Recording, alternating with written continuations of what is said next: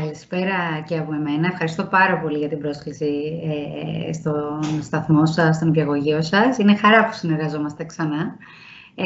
Και είναι πάρα πολύ ωραίο που σας βλέπω να ασχολείστε με κοινωνικοσυναισθηματικά ζητήματα των παιδιών, που είναι εξαιρετικά σημαντικά, ειδικά σε αυτές τις ηλικίες, σε όλες τις ηλικίες, αλλά λίγο παραπάνω σε αυτές, έτσι πώς θα βοηθήσουμε τα παιδιά να αναπτύξουν κάποιες πολύ χρήσιμες και πρακτικές δεξιότητες που θα τα πληθήσουν για το υπόλοιπο της ζωής τους. Καλησπέρα λοιπόν και σε όλους τους γονείς και δαιμόνες, όλους εσάς που έτσι παίρνετε αυτό το χρόνο σήμερα και είστε εδώ για να ασχοληθείτε με την ευημερία των παιδιών σας, και αυτό λέει πολλά για εσάς. Κύριε Καθάριου, ξεκινάμε.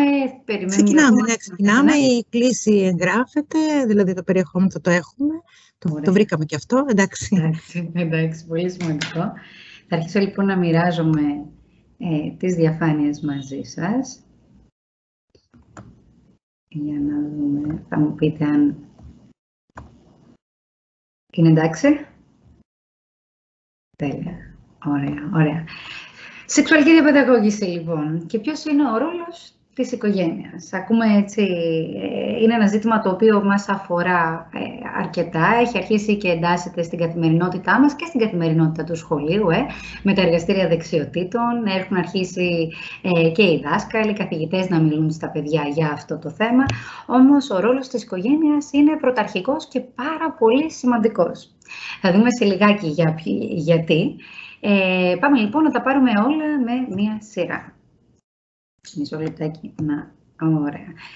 Και να τα πάρουμε με μία σειρά, γιατί δυστυχώς τα πράγματα έχουν μείνει λίγο πίσω. Η ελληνική πραγματικότητα μας δείχνει ότι η βία με βάση το φύλο και στα στερεότυπα διαιωνίζεται. Οι έφηβοι που έτσι έχουν μια διαφορετική σεξουαλική ταυτότητα βιώνουν προκατάληψη. Υπάρχει εξαιρετικά έτσι, αυξημένο ποσοστό ομοφοβίας στη κοινωνία όπου ζούμε. Έχουμε την αύξηση αναφερόμενων γυναικοκτονιών, αύξηση αναφερόμενων κρουσμάτων σεξουαλικής κακοποίησης. Και επειδή η Ελλάδα είναι μια χώρα στην οποία έχουμε έτσι πολλαπλές κρίσεις και η μία διαδέχεται την άλλη και κάθε κρίση έτσι συνάγεται και με μια ευαλωτότητα των παιδιών, είναι πάρα πολύ σημαντικό να μιλήσουμε στα παιδιά μας, να μιλήσουμε στους γονείς, να ευαισθητοποιηθούμε όλοι σε τέτοια ζητήματα για να καταφέρουμε να προστατεύσουμε τα παιδιά μας. 1 στα 5 κορίτσια και 1 στα 10 αγόρια αναμένεται να πέσουν θύματα σεξουαλικής κακοποίησης μέχρι την ενηλικίωσή τους. 2 στα 10 παιδιά στην Ελλάδα έχουν αναφέρει ότι έχουν υποστεί μια εμπειρία σεξουαλικής βίας κατά τη διάρκεια της ζωής τους. Αυτά είναι τα ποσοστά τα οποία αναφέρονται. Αντιλαμβάνεστε λοιπόν ότι επειδή ακριβώς δεν αναφέρονται όλα τα ποσοστά, τα περιστατικά, για πάρα πολλούς λόγους, αυτά τα ποσοστά που μοιάζουν εξαιρετικά αυξημένα, υψηλά ποσοστά, δεν αποτυπώνουν καν την πραγματικότητα. Η πραγματικότητα είναι ακόμα πιο οδυνηρή, είναι ακόμα πιο υψηλά τα ποσοστά. Και ο λόγος για τον οποίο δεν αναφέρονται, οι λόγοι μάλλον, είναι πάρα πολλοί. Είτε γιατί τα παιδιά εκφοβίζονται σε βαθμό που δεν τολμούν να μιλήσουν, μπορεί να νιώθουν ευθύνη, τύψεις για αυτό που τους συμβαίνει, γιατί το σύστημα δυστυχώς δεν ευνοεί την αναφορά τέτοιων περιστατικών, καθώς το παιδί επανατραυματίζεται μέσα, μέσα από την δικανική διαδικασία.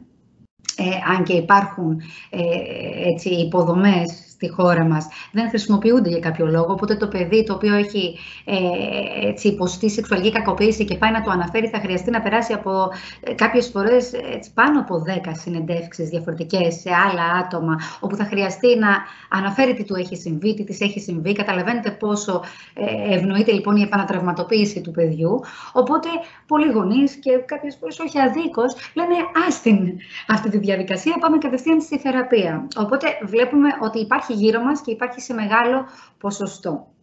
Πρέπει λοιπόν να αρχίσουμε να μιλάμε για αυτό το θέμα, πρέπει να αρχίσουμε να ενημερώνουμε τα παιδιά μας για αυτό το θέμα και να τα οθούμε να μοιράζονται τις εμπειρίες τους, να τα ενδυναμώσουμε. Και αυτό γίνεται μέσα από τη σεξουαλική διαπαιδαγώγηση.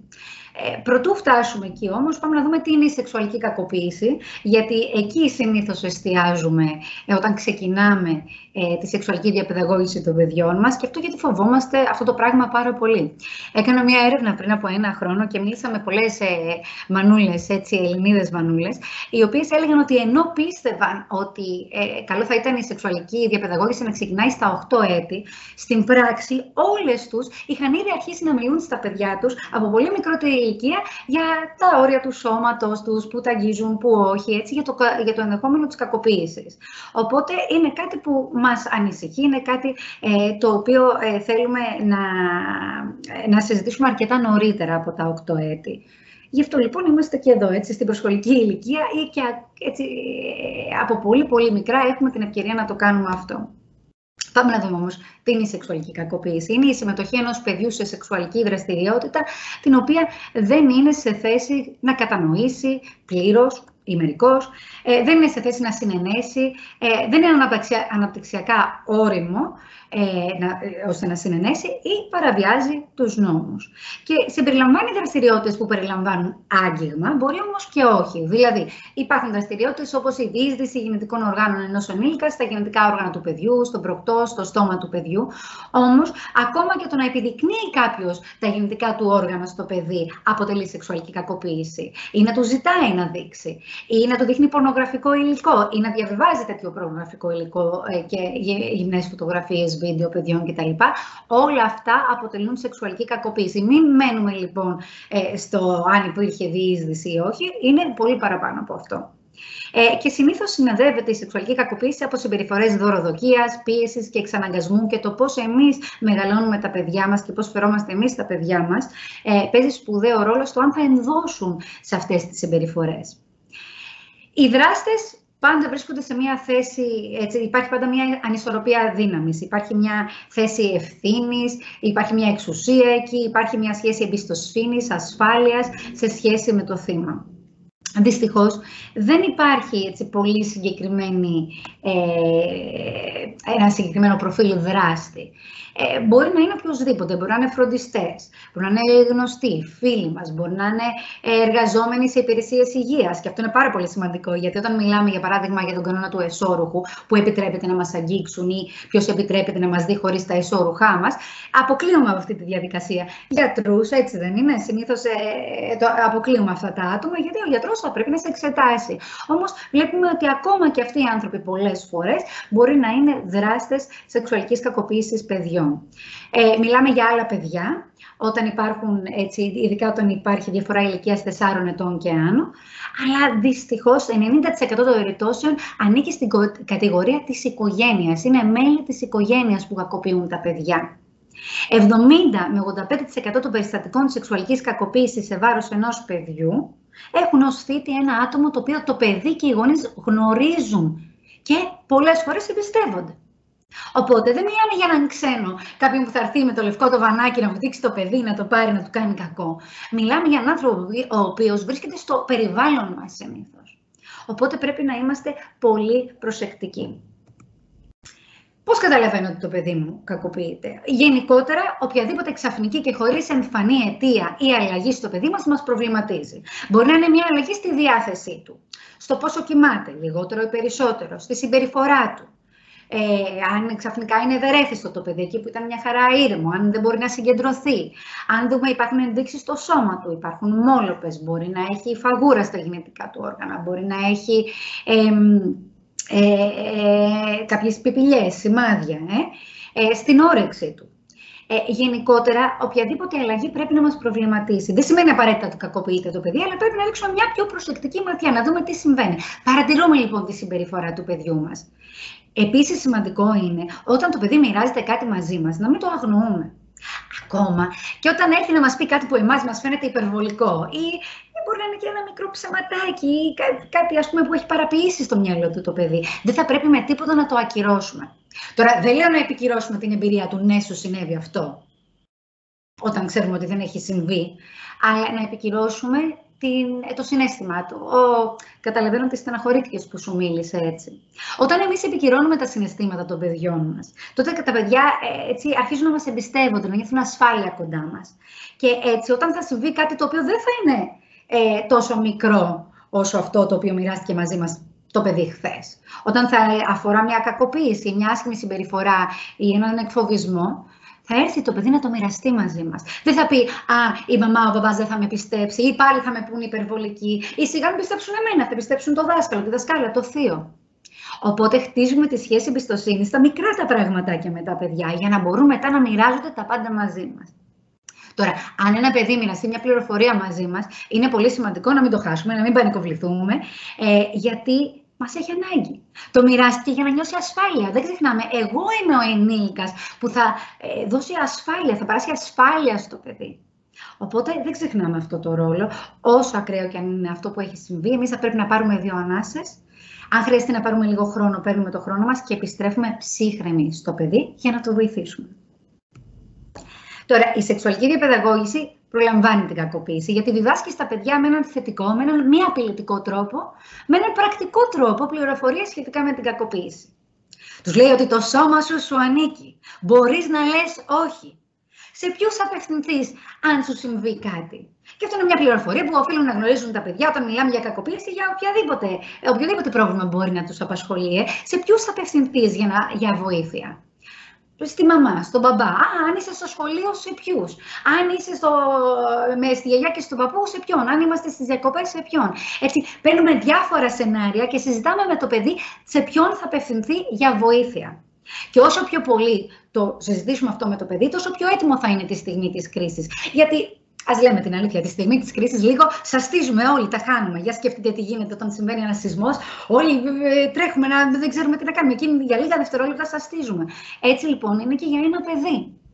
Αν όμως όταν γίνει σεισμός, εγώ έχω κάνει πρόβατο που θα πάω, από ποια αίθουσα, από ποιο διάδρομο στο σχολείο για παράδειγμα θα βγω, τι θα κάνω, σε ποιο μέρος θα συναντηθούμε, τότε υπάρχει μεγαλύτερη πιθανότητα να τα θυμηθώ όλα αυτά όταν όντως θα γίνει ο σεισμός. Το ίδιο συμβαίνει λοιπόν και εδώ. Αν εγώ έχω κάνει πρόβα με το παιδί που θα απευθυνθεί για βοήθεια, όταν θα γίνει αυτό που θα το συγκλονίσει και θα το ταράξει, όταν θα σοκαριστεί, υπάρχει μεγαλύτερη πιθανότητα να ξέρει τι θα κάνει, ποια είναι τα βήματα, πού θα πάω για βοήθεια. Επίσης, είναι σημαντικό τα παιδιά να αρχίσουν να εμπιστεύονται το ένστικτό τους. Κάτι το οποίο εμείς δεν το κάνουμε πολύ συχνά. Έχουμε κατά κάποιο τρόπο καταστήλει αυτό το ένστικτο. Είναι όμως πάρα πολύ σημαντικό. Τα παιδιά πρέπει να μάθουν να το εμπιστεύονται. Αυτό το κόμπο στην κυλίτσα μας, να τον εμπιστευόμαστε. Αν κάτι σου λέει ότι πρέπει να απομακρυνθείς από αυτόν τον άνθρωπο, απομακρύνσου, ακόμα και αν δεν έχεις ένα συγκεκριμένο λόγο γιατί. Απλά κάτι νιώθεις εκείνη τη στιγμή, νιώθεις άβολα. Και ξέρεις κάτι, μπορείς να ρωτήσεις γιατί συμβαίνει αυτό που συμβαίνει ή γιατί σου ζητάει να κάνεις αυτό που δεν θέλεις και δεν νιώθεις σωστό να κάνεις, ή σε μπερδεύει, ή σε κάνει να νιώθεις περίεργα. Επίσης, στη σεξουαλική διαπαιδαγώγηση διαβεβαιώνεις τα παιδιά ότι δεν φταίνε ποτέ εκείνα όταν κάποιος τους κάνει κακό. Ποτέ δεν φταίει ένα παιδί και αυτό θα πρέπει να το βάλουμε πολύ καλά στο μυαλό μας και να προσέχουμε πώς μιλάμε κι εμείς όταν μαθαίνουμε για τέτοια περιστατικά, στις ειδήσεις, όταν βλέπουμε ειδήσεις και γίνεται κάτι τέτοιο, πώς μιλάμε μπροστά σε ένα παιδί. Τα ήθελε, ξέρω εγώ, φορούσε αυτό ή ναι, αλλά μέχρι εκείνη τη στιγμή είχε ενδώσει, είπε ναι, μετά της ήρθε να πει όχι. Όχι, αυτά δεν τα λέμε. Ό,τι και να έχει πει ένα παιδί, ό,τι και να έχει κάνει, ό,τι και να έχει στείλει, ό,τι και όπου και να έχει μπει στο διαδίκτυο, δεν ξέρω πού, ποτέ μα ποτέ, ό,τι πληροφορίες και να έχει μοιραστεί, ποτέ μα ποτέ δεν φταίει το παιδί για την κακοποίηση. Πρέπει να είναι ξεκάθαρο στα παιδιά αυτό, γιατί για να μην φοβούνται να έρθουν να μας μιλήσουν, να μην νομίζουν ότι φταίνε. Και πολλές φορές ο δράστης θα τα κάνει να νιώσουν ότι φταίνε και ότι είναι μέρος, είναι συνένοχα σε όλο αυτό. Οπότε πρέπει να εξηγήσουμε στα παιδιά ότι ακόμα κι αν έκατες, ακόμα κι αν έκρυψες κάτι από τη μαμά ή τον μπαμπά, μπορείς να έρθεις να το πεις σε μένα και δεν θα τιμωρηθείς. Γιατί τι κάνουν συνήθως οι δράστες? Ξεκινάνε με μικρά μυστικά. Θα αρχίσουν, ξέρω εγώ. Λοιπόν, θα πάρουμε παγωτό και δεν θα το πούμε στη μαμά. Θα σου πάρω ένα δωράκι, ένα γλυκό, ξέρω εγώ, και δεν θα το πεις στη μαμά. Ή μικρά μυστικά αρχίζουν και χτίζουν. Οι δράστες δοκιμάζουν λοιπόν το παιδί αν θα ενδώσει, αν θα το πει μετά στο γονέα και μόλις καταλάβει ότι το παιδί δεν το λέει στο γονέα, αρχίζουν τα μυστικά για το σώμα, για το άγγιγμα και ούτω καθεξής. Και επειδή το παιδί έχει κρατήσει όλα τα άλλα μυστικά, νιώθει τρομερά υπεύθυνο για αυτό που έχει συμβεί και φοβάται να μας μιλήσει. Ή πολλές φορές, επειδή όλο αυτό αφορά και το σώμα μας και το σώμα αντιδρά. Το σώμα απολαμβάνει το άγγιγμα, καλός ή κακός. Όταν θα αγγίξουμε ένα παιδί, όσο μικρό κι αν είναι, στα γενετικά του όργανα, αυτό μπορεί να ερεθιστεί. Αυτό το χρησιμοποιεί ο δράστης και σου λέει ήθελες. Αφού είχες στήσει, ξέρω εγώ, σημαίνει ότι το ήθελες και έγινε αυτό. Όχι, δεν το ήθελε το παιδί και πρέπει να είναι ξεκάθαρο ότι ακόμα κι αν κάτι μπορεί να νιώσει ωραία προς στιγμή, πάλι δεν φταίς εσύ. Δεν φταίς εσύ ακόμα κι αν υπήρξε ένα κομμάτι απόλαυσης σε όλο αυτό. Ενδυναμώνει τα παιδιά η σεξουαλική διαπαιδαγώγηση ώστε να προασπίζονται τα δικαιώματά τους. Και τους ξεκαθαρίζει επίσης, γιατί μην ξεχνάμε τώρα ότι δεν μιλάμε μόνο για ενδυνάμει θύματα, μιλάμε και για ενδυνάμει θύτες. Οπότε ξεκαθαρίζει στα παιδιά ότι απαγορεύεται να κάνουν κακό σε άλλα παιδιά. Είναι λοιπόν μια διαδικασία ενημέρωσης σχετικά με την ανατομία, τα μέρη του σώματός μας αρχικά, πώς λέγονται τα μέρη του σώματός μας, ποια είναι, πώς αλλάζουν, για την προσωπική υγιεινή, πώς φροντίζω το σώμα μου, τι κάνω, πώς φροντίζω το σώμα μου εγώ. Ποιες είναι οι διαφορές οι δικές μου με το άλλο φύλο, ποιες είναι οι διαφορές και ομοιότητες λοιπόν των φύλων, πώς γονιμοποιείται ο άνθρωπος, δηλαδή αν είναι δυνατόν, μαθαίνουμε για το πόδι, για τη γονιμοποίηση της μέλισσας, ξέρω εγώ, των άλλων θηλαστικών, δεν μαθαίνουμε για τα αυτά και δεν μαθαίνουμε για την ανθρώπινη γονιμοποίηση που τα αφορά άμεσα. Οπότε μιλάμε άνετα για αυτά τα θέματα. Για τους σωματικούς, αργότερα αυτό, για τις ασθένειες, τα σεξουαλικώς μεταδεδομένα νοσήματα, αλλά σε μικρότερη ηλικία για τους σωματικούς κινδύνους. Μιλάμε πολύ σημαντικό για τις υγιείς διαπροσωπικές σχέσεις. Μιλάμε για την έννοια της αγάπης, του σεβασμού, της επικοινωνίας. Είναι η ζήλια, αγάπη, τη σκότωσε, λέει, ήταν έγκλημα πάθους. Τι έγκλημα πάθους, είναι αυτό αγάπη? Όχι, δεν είναι αγάπη.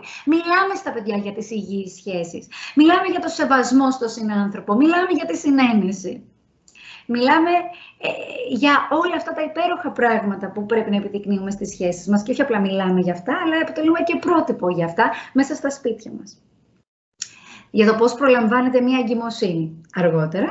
Και μιλάμε και κάτι πολύ σημαντικό, το οποίο συνήθως το αφήνουμε απ' έξω όταν μιλάμε για σεξουαλική διαπαιδαγώγηση, γιατί μας κάνει να νιώθουμε λίγο άβολα. Μιλάμε και για την απόλαυση. Πόσο όμορφη είναι αυτή η διαδικασία, αν το θέλουν και οι δύο και είναι η ηλικία τους κατάλληλη.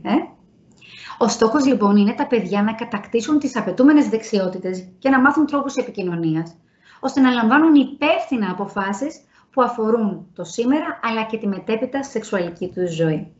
Και ο ρόλος των γονέων είναι σπουδαίος. Ιδανικά, εσείς θα πρέπει να έχετε την ευθύνη της σεξουαλικής διαπαιδαγώγησης των παιδιών σας, γιατί εσάς εμπιστεύονται. Ακόμα και αν μια πληροφορία είναι λίγο τρομακτική ή περίπλοκη, με μπερδεύει. Όταν ο γονέας θα με πλαισιώσει, θα νιώσω ασφάλεια. Θα νιώσω καλύτερα από το να μου μίλησε ένας ξένος, μια δασκάλα ή οτιδήποτε. Ναι, θα μιλήσουν και αυτοί αργότερα ή ένας ειδικός. Αλλά οι γονείς είναι οι πρώτοι που πρέπει να μιλήσουν. Εμάς εμπιστεύονται τα παιδιά μας. Και σπουδαίο ρόλο διαδραματίζουν με δύο τρόπους. Πρώτα, άμεσα, μέσα από το παράδειγμα που δίνουν, μέσα από την επίβλεψη, το τι τους μαθαίνουν, πώς παρακολουθούν τα παιδιά τους, πώς τα ενημερώνουν, αλλά και έμεσα, χτίζοντας την αυτοπεποίθηση των παιδιών, την αυτοαποτελεσματικότητά τους, την ικανότητά τους, αν είναι ένα ωραίο περιβάλλον στο σπίτι. Όλα αυτά, δηλαδή η υψηλή αυτοπεποίθηση, οι πολλές δεξιότητες, ένα ασφαλές περιβάλλον, όλα αυτά βοηθούν να προστατεύσουμε τα παιδιά μας, είναι προστατευτικοί παράγοντες απέναντι στη σεξουαλική κακοποίηση των παιδιών. Οπότε μαθαίνουν τα παιδιά μας από εμάς, μαθαίνουν πολλά και ξέρετε κάτι, μαθαίνουν ακόμα και όταν εμείς δεν τους λέμε τίποτα. Μαθαίνουν από το παράδειγμά μας, καθημερινά στις σχέσεις μας, εκφράζουμε τη σεξουαλικότητά μας, φιλικές, ερωτικές σχέσεις. Έτσι λοιπόν τα παιδιά μαθαίνουν βλέποντάς μας, είμαστε το πρότυπό τους και δεν πρέπει να το ξεχνάμε αυτό.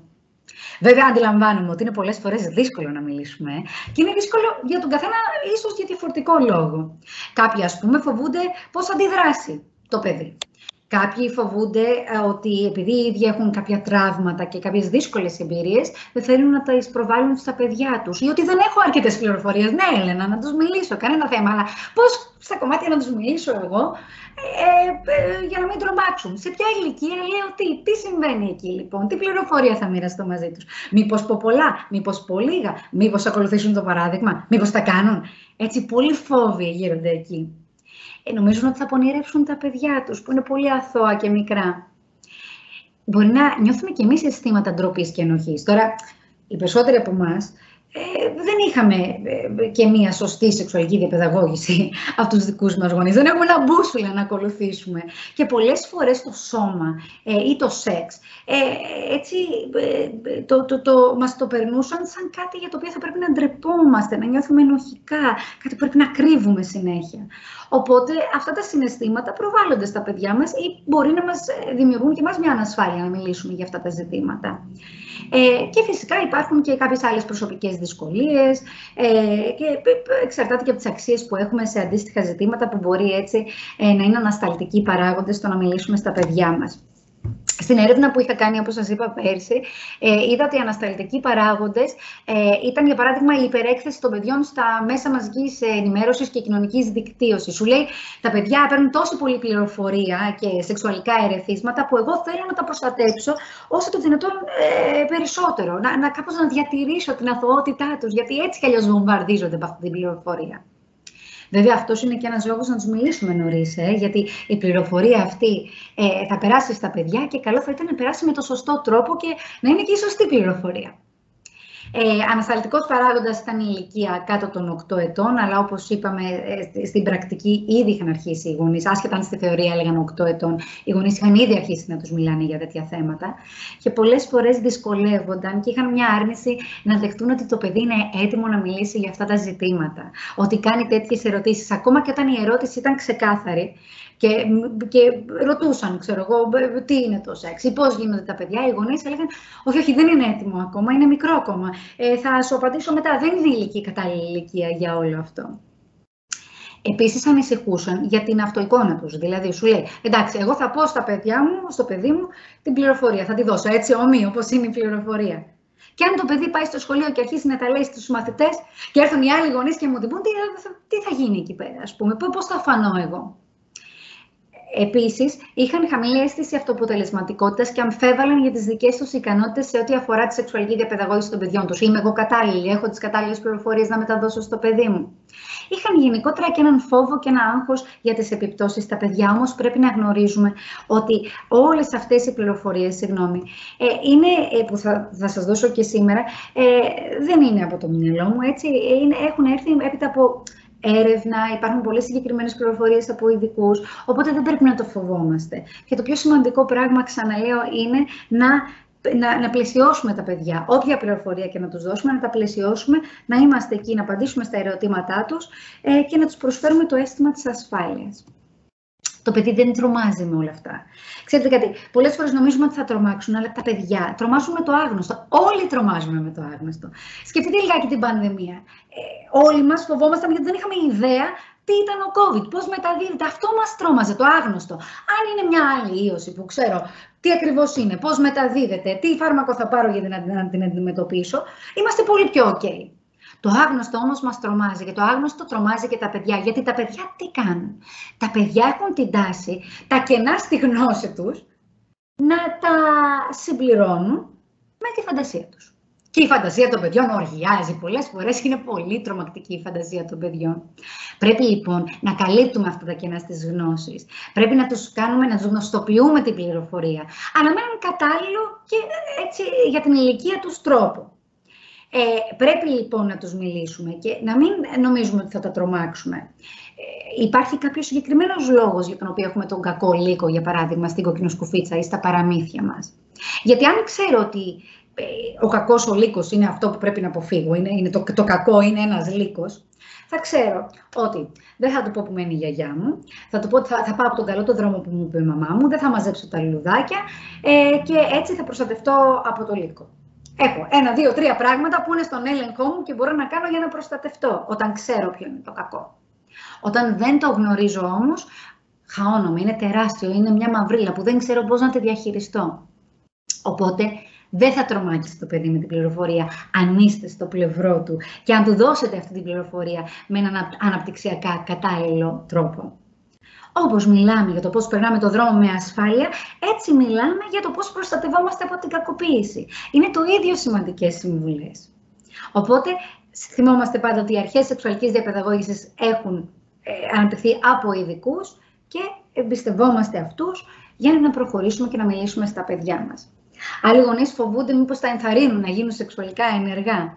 Όμως 9 στους 10 έφηβους δήλωσαν ότι θα ήταν πιο εύκολο να έχουν καθυστερήσει την έναρξη της σεξουαλικής τους ζωής και να είχαν αποφύγει και μια ανεπιθύμητη εγκυμοσύνη, αν οι γονείς τους μίλαγαν ειλικρινώς και ανοιχτά μαζί τους σχετικά με το σεξ. Και επίσης, η ενδυνάμωση της σχέσης γονέας-παιδιού είναι ο πιο σπουδαίος δρόμος μέσα από τον οποίο θα συζητηθούν θέματα υγείας που θα προλάβουν ρυψοκίνδυνες σεξουαλικές συμπεριφορές στο μέλλον. Οπότε είναι σημαντικό να τους μιλήσουμε. Τώρα θα μου πείτε πότε να τους μιλήσουμε. Υπάρχει κατάλληλη ηλικία για να μιλήσω στο παιδί? Δεν υπάρχει κατάλληλη ηλικία. Από τη στιγμή που γεννιόμαστε είμαστε σεξουαλικά όντα. Ο Παγκόσμιος Οργανισμός Υγείας λέει πως όσο πιο νωρίς ξεκινήσουμε, τόσο πιο καλά είναι.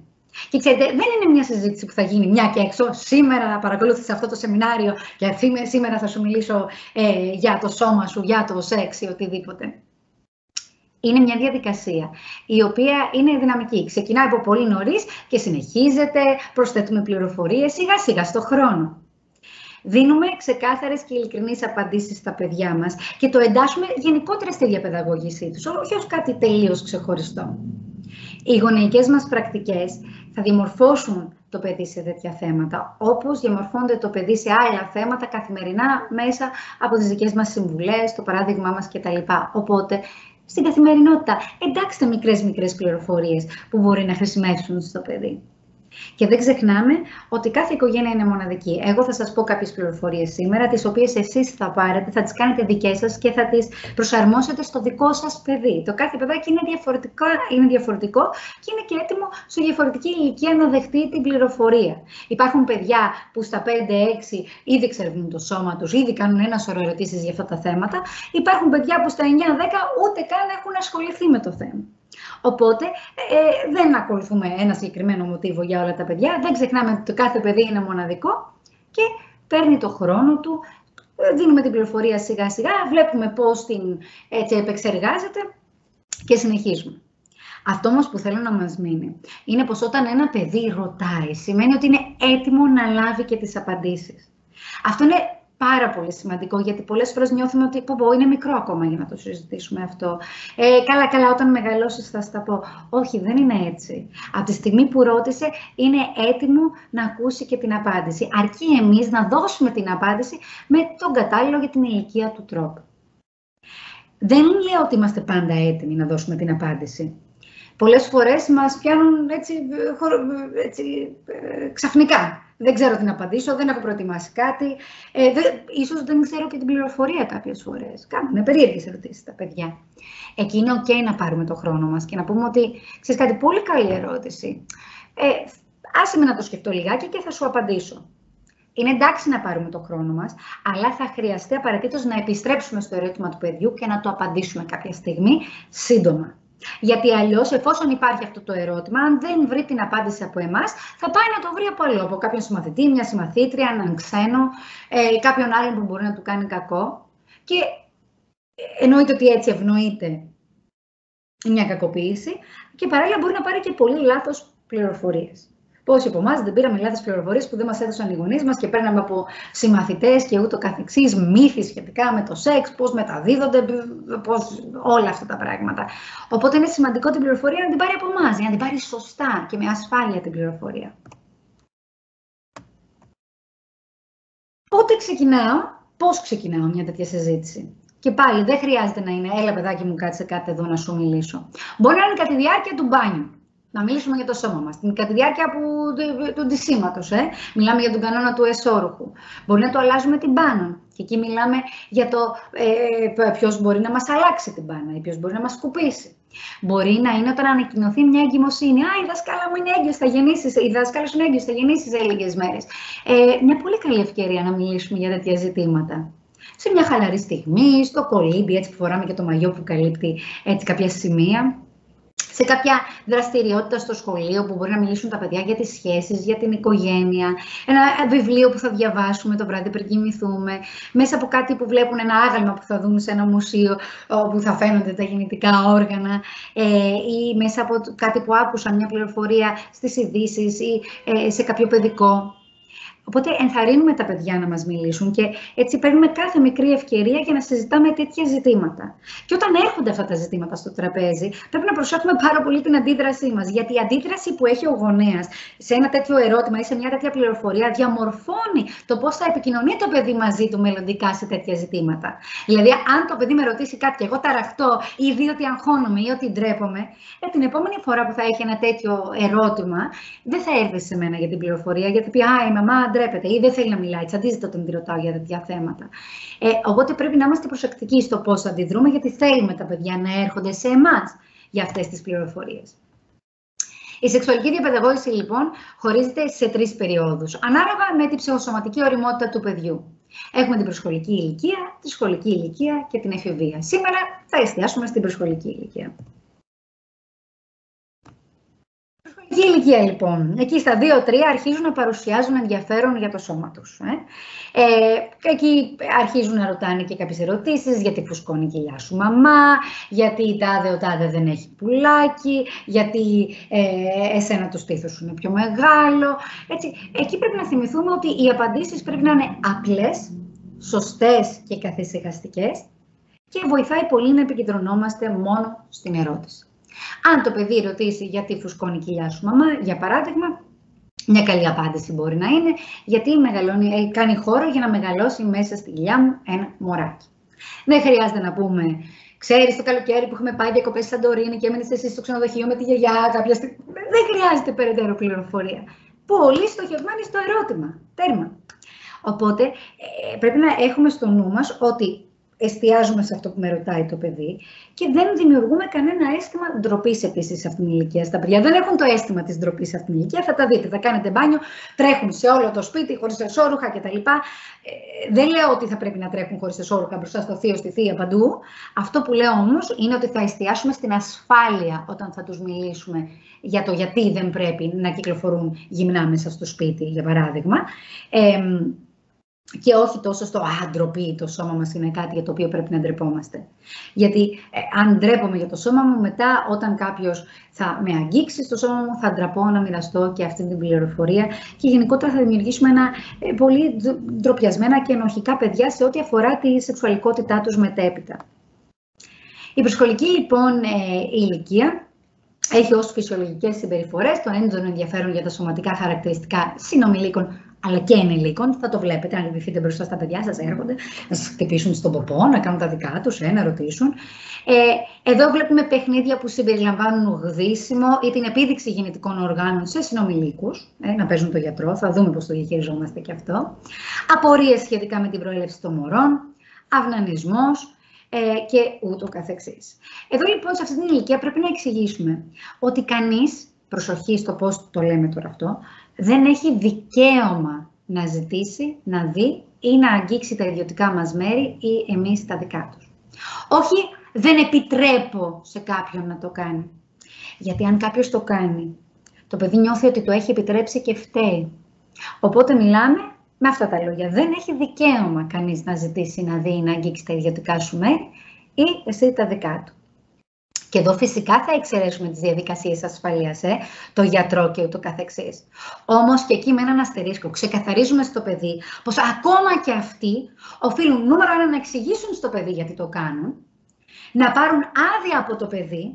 Τώρα θα κατεβάσουμε το βρακάκι για να δούμε το εδείο αν είναι υγιές, αν είναι όλα καλά εκεί, ή μου είπε η μαμά ότι έχει ερεθιστεί εκεί πέρα, είναι λίγο κόκκινο, να το δούμε λιγάκι.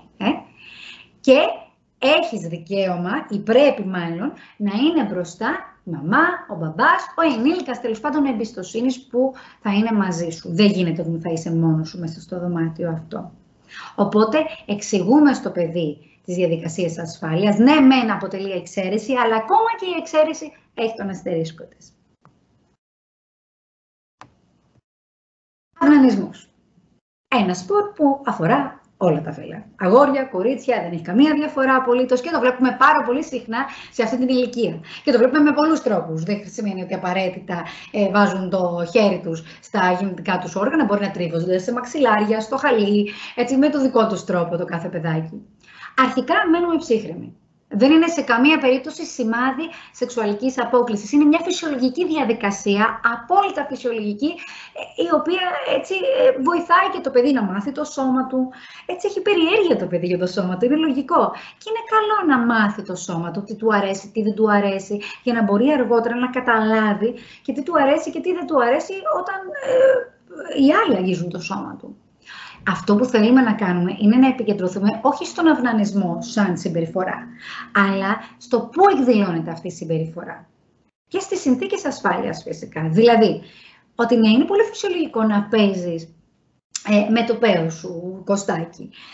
Είναι λογικό να έχεις περιέργεια για το σώμα σου και καμιά φορά αυτό έτσι μπορεί να το νιώθουμε και πολύ ωραίο. Αλλά αυτό γίνεται μόνο στον ιδιωτικό μας χώρο, στο δωμάτιό σου, στο μπάνιο, και με καθαρά χεράκια. Δηλαδή, επικεντρωνόμαστε στην τοποθεσία και στις συνθήκες υγιεινής στην ουσία. Δεν τιμωρούμε το παιδί, δεν το τροπιάζουμε για μια τέτοια φυσιολογική συμπεριφορά. Είναι απόλυτα φυσιολογικό. Πιπί, λιλί, πουλάκι κλπ. Υποκοριστικά. Είναι πολύ αστείο γιατί στην έρευνα που σας έλεγα πριν, όλοι οι γονείς λέγανε ναι, πρέπει να μιλάμε σωστά, με τη σωστή ορολογία για την ανατομία του παιδιού. Αλλά όλοι οι γονείς όταν αναφέρονταν στα γεννητικά όργανα των παιδιών τους έλεγαν το πουλάκι και ούτω καθεξής. Χρησιμοποιούσαν υποκοριστικά. Είναι σημαντικό να χρησιμοποιούμε τα σωστά ονόματα για τις περιοχές του σώματος και να εξηγούμε ποιες περιοχές είναι ιδιωτικές. Πρέπει τα παιδιά να γνωριστούν με τα μέλη του ανδρικού και του γυναικείου σώματος και να χρησιμοποιούν την σωστή ορολογία, την επίσημη ονομασία, όχι υποκοριστικά. Όπως λέω μύτη, μάτι, πόδι, αγκώνας, έτσι θα λέω και πέος, εδίο, στήθος, προκτός. Είναι απόλυτα φυσιολογικά μέρη του σώματος, δεν τρεπόμαστε για αυτά. Έτσι, όταν κάποιος θα πάει μεθαύριο να τα αγγίξει, να μπορούν να το αναφέρουν σωστά. Αν λοιπόν να χρησιμοποιούν τη σωστή λέξη. Αν ένα παιδί χρησιμοποιεί μια άσχετη λέξη, τότε ακόμα και σε ένα δικαστήριο αύριο μεθαύριο, αν συμβεί κάτι, θα δώσουν πολύ μεγαλύτερη βαρύτητα σε αυτό που έχει να καταθέσει το παιδί. Θα είναι πολύ πιο σαφές όταν γνωρίζει το σώμα του με τη σωστή ορολογία. Επίσης, δίνει το νόημα στα παιδιά, δίνει το μήνυμα ότι και αυτά μέρη του σώματος είναι. Δεν είναι κάτι ταμπού, δεν είναι κάτι για το οποίο ντρεπόμαστε, είναι μέρη του σώματος. Μιλάμε φυσιολογικά και για αυτά τα μέρη. Και ότι μπορούμε να μιλάμε ευθέως για αυτά τα μέρη του σώματος, όχι γενικά και αόριστα. Τα υποκοριστικά μπερδεύουν τα παιδιά. Και ξέρετε, τα κάνουν και πιο επιρρεπή στην κακοποίηση. Θα σας δώσω μερικά παραδείγματα. Κάποια στιγμή, ένας παππούς, τέλος πάντων, τέλος πάντων, υπήρχε ένας γονέας που έλεγε φραουλίτσα το εδείο της κόρης. Εντάξει. Εκεί λοιπόν, πείτε ότι η κόρη πηγαίνει στον παππού ή ξέρω εγώ στους θείους για λίγες μέρες το καλοκαίρι. Επιστρέφει το παιδί πίσω. Τι κάνατε με τον παππού? Ο παππούς μου έφαγε τη φραουλίτσα. Ο παππούς έτρωγε φράουλες με το παιδί. Έχει και εκεί πέρα το μποστάνι εκεί με τις φράουλες και είχαν πάει για φράουλες και τις πήρε, τις έκανε πλάκα, τις πήρε και έφαγε τη φραουλίτσα της. Κανείς δεν έχει καταλάβει τίποτα απολύτως σε σχέση με αυτό που έχει αναφέρει αυτή τη στιγμή το παιδί. Επίσης, είναι πολύ διαφορετικό μέσα στο δικαστήριο να πει ότι ο παππούς μου άγγιξε τη φραουλίτσα και πολύ διαφορετικό να πει ότι ο παππούς με άγγιξε στο εδείο μου ή στον προκτό μου. Οι δράστες είναι εφάνταστοι. Αυτά τα υποκοριστικά μπορούν να τα χρησιμοποιήσουν για να κακοποιήσουν ένα παιδί. Θυμάμαι, ήμουν σε μια ενημέρωση κάποια στιγμή έτσι, σε μια άλλη περιοχή της Ελλάδας. Και είχαμε κάνει μια ανάλογη συνάντηση με μαμάδες και μπαμπάδες και μια μαμά λέει εμείς το πέος του παιδιού μας το λέμε Σάβρα. Σάβρα. Και τώρα επειδή έχω δουλέψει σε φορέα παιδικής προστασίας και έχω δει πόσο εφάνταστοι μπορεί να είναι οι δράστες και τι μπορεί να χρησιμοποιήσουν, αμέσως το μυαλό μου πήγε στο κακό. Δηλαδή, Σάβρα, είπαμε πριν ότι ο δράστης συνήθως είναι μέσα στο οικογενειακό περιβάλλον και θα ξέρει ενδεχομένως ότι λες το πέος του παιδιού σου Σάβρα. Μπορεί να του πει, έχεις δει πώς κάνουν τις γλώσσες τους οι Σάβρες, θες να κάνεις τη γλωσσίτσα σου έτσι στη Σάβρα μου. Έχεις δει τη Σάβρα να γίνεται δεινόσαυρος. Ακούγεται πάρα πολύ αστείο και πολύ αειδιαστικό, αλλά δυστυχώς οι δράστες χρησιμοποιούν τέτοια παιχνίδια και τερτύπια για να πλησιάσουν τα παιδιά. Γιατί λοιπόν να τους δώσουμε αυτό το δικαίωμα, γιατί να τους δώσουμε, να τους το κάνουμε τόσο εύκολο? Είναι φάνταστοι. Οπότε ας μάθουμε στα παιδιά μας τη σωστή ορολογία. Να μπορούν να είναι ακριβείς στις περιγραφές τους τα παιδιά όταν μιλάνε με έναν ενήλικα για κάποιο πρόβλημα που έχουν στο σώμα τους, για κάτι που τους συνέβη, για έναν πόνο που έχουν, για μια φαγούρα ή για κάτι που έγινε με έναν άλλον ενήλικα ή κάποιο άλλο πρόσωπο. Μαθαίνουμε στα παιδιά τη σωστή ορολογία. Τώρα οι περισσότεροι από εμάς έχουν χρησιμοποιήσει λιλί, πουλάκι κτλ. Αυτό δεν σημαίνει ότι έχουμε κάνει κάτι τρομερά λάθος. Έτσι, νιώθουμε ενοχές γι' αυτό. Το σημαντικό είναι να επιστρέψουμε με τη σωστή πληροφορία, ότι ναι, κάποιες φορές εμείς το λέμε πουλάκι, αλλά ξέρεις κάτι, η σωστή ονομασία είναι αυτή και αυτή. Δεν θα αυτομαστιγωθούμε επειδή δεν έχουμε χρησιμοποιήσει τη σωστή ορολογία μέχρι τώρα, Οπότε επιστρέφουμε και μιλάμε στα παιδιά με τη σωστή ορολογία. Παίζοντας στο γιατρό. Πόσες φορές δεν έχουμε δει είτε στο νηπιαγωγείο, είτε στο σπίτι, με ξαδέρφια, με φίλους, οικογενειακούς κτλ. Τα παιδιά να παίζουν το γιατρό. Και η κυρία εδώ στο παράδειγμα που σας δίνω είχε δει την κόρη της να παίζει το γιατρό με κάτι φίλες της, να κουμπάει μία ή την άλλη στα γεννητικά τους όργανα ή να κατεβάζουν το εσώρουχό τους, οτιδήποτε παιχνίδι λοιπόν μπορεί να περιλαμβάνει το γδύσιμο, το άγγιγμα κτλ. Τώρα είναι πάρα πολύ σημαντικό εδώ να μην τρομοκρατηθούμε και να μην κάνουμε τα παιδιά να νιώσουν ενοχές και ντροπή για όλο αυτό το πράγμα. Να μην θυμώσουμε επίσης μαζί τους. Είναι μια σκάλετα που ακολουθούμε, πολύ συγκεκριμένες οι οδηγίες. Νούμερο 1, αποσπούμε την προσοχή των παιδιών με μια άλλη δραστηριότητα. Λοιπόν, σηκώνουμε τα βρακάκια μας, βάζουμε τα παντελόνια μας και πάμε δίπλα γιατί έχω φτιάξει μπισκότα να φάμε. Ή βγαίνουμε έξω να παίξουμε στις κούνιες. Ή παίζουμε ένα άλλο επιτραπέζιο. Γρήγορα, με συνοπτικές διαδικασίες, αποσπούμε την προσοχή τους με μια άλλη δραστηριότητα. Σε δεύτερο χρόνο, αυτό είναι μια πολύ καλή ευκαιρία να το συζητήσουμε. Και εκεί συζητάμε όχι το πω τι κακό ήταν αυτό που έκανες, αλλά μιλάμε ότι είναι φυσιολογικό να έχεις περιέργεια για το φίλο σου, για το πώς διαφέρουν τα αγόρια από τα κορίτσια. Όμως, και αρχίζουμε πάλι να μιλάμε στα παιδιά για το ποιος έχει δικαίωμα να μας δει γυμνούς και ούτω καθεξής. Επιστρέφουμε λοιπόν στον κανόνα του εσώρουχου εκεί. Ο κανόνας του εσώρουχου, να πω έτσι σαν παρένθεση, ότι πρέπει να ξεκαθαρίζουμε στα παιδιά ότι ο κανόνας του εσώρουχου ισχύει είτε φορά με εσώρουχο είτε όχι. Έχω ακούσει ιστορία παιδιού το οποίο κακοποιούσαν. Ήξερε για τον κανόνα του εσώρουχου πάρα πολύ καλά, αλλά οι κακοποιητές έλεγαν ότι δεν ισχύει ο κανόνας του εσώρουχου όταν δεν φοράμε εσώρουχα. Οπότε είναι ok το άγγιγμα τότε. Αληθινή ιστορία. Οπότε, σε μια παρένθεση, ναι, μιλάμε για τον κανόνα του εσώρουχου, αλλά ξεκαθαρίζουμε κιόλας τι ισχύει, ότι μιλάμε για πολύ συγκεκριμένα μέρη του σώματος, είτε υπάρχει είτε όχι το εσώρουχο. Συζητάμε λοιπόν τα παιδιά, είναι μια ευκαιρία να το συζητήσουμε. Εξηγούμε λοιπόν ότι δεν αγγίζουμε άλλους, ούτε οι άλλοι εμάς στα ιδιωτικά μας μέρη και πολύ καλό θα ήταν και ωφέλιμο να μιλήσουμε με τους άλλους γονείς.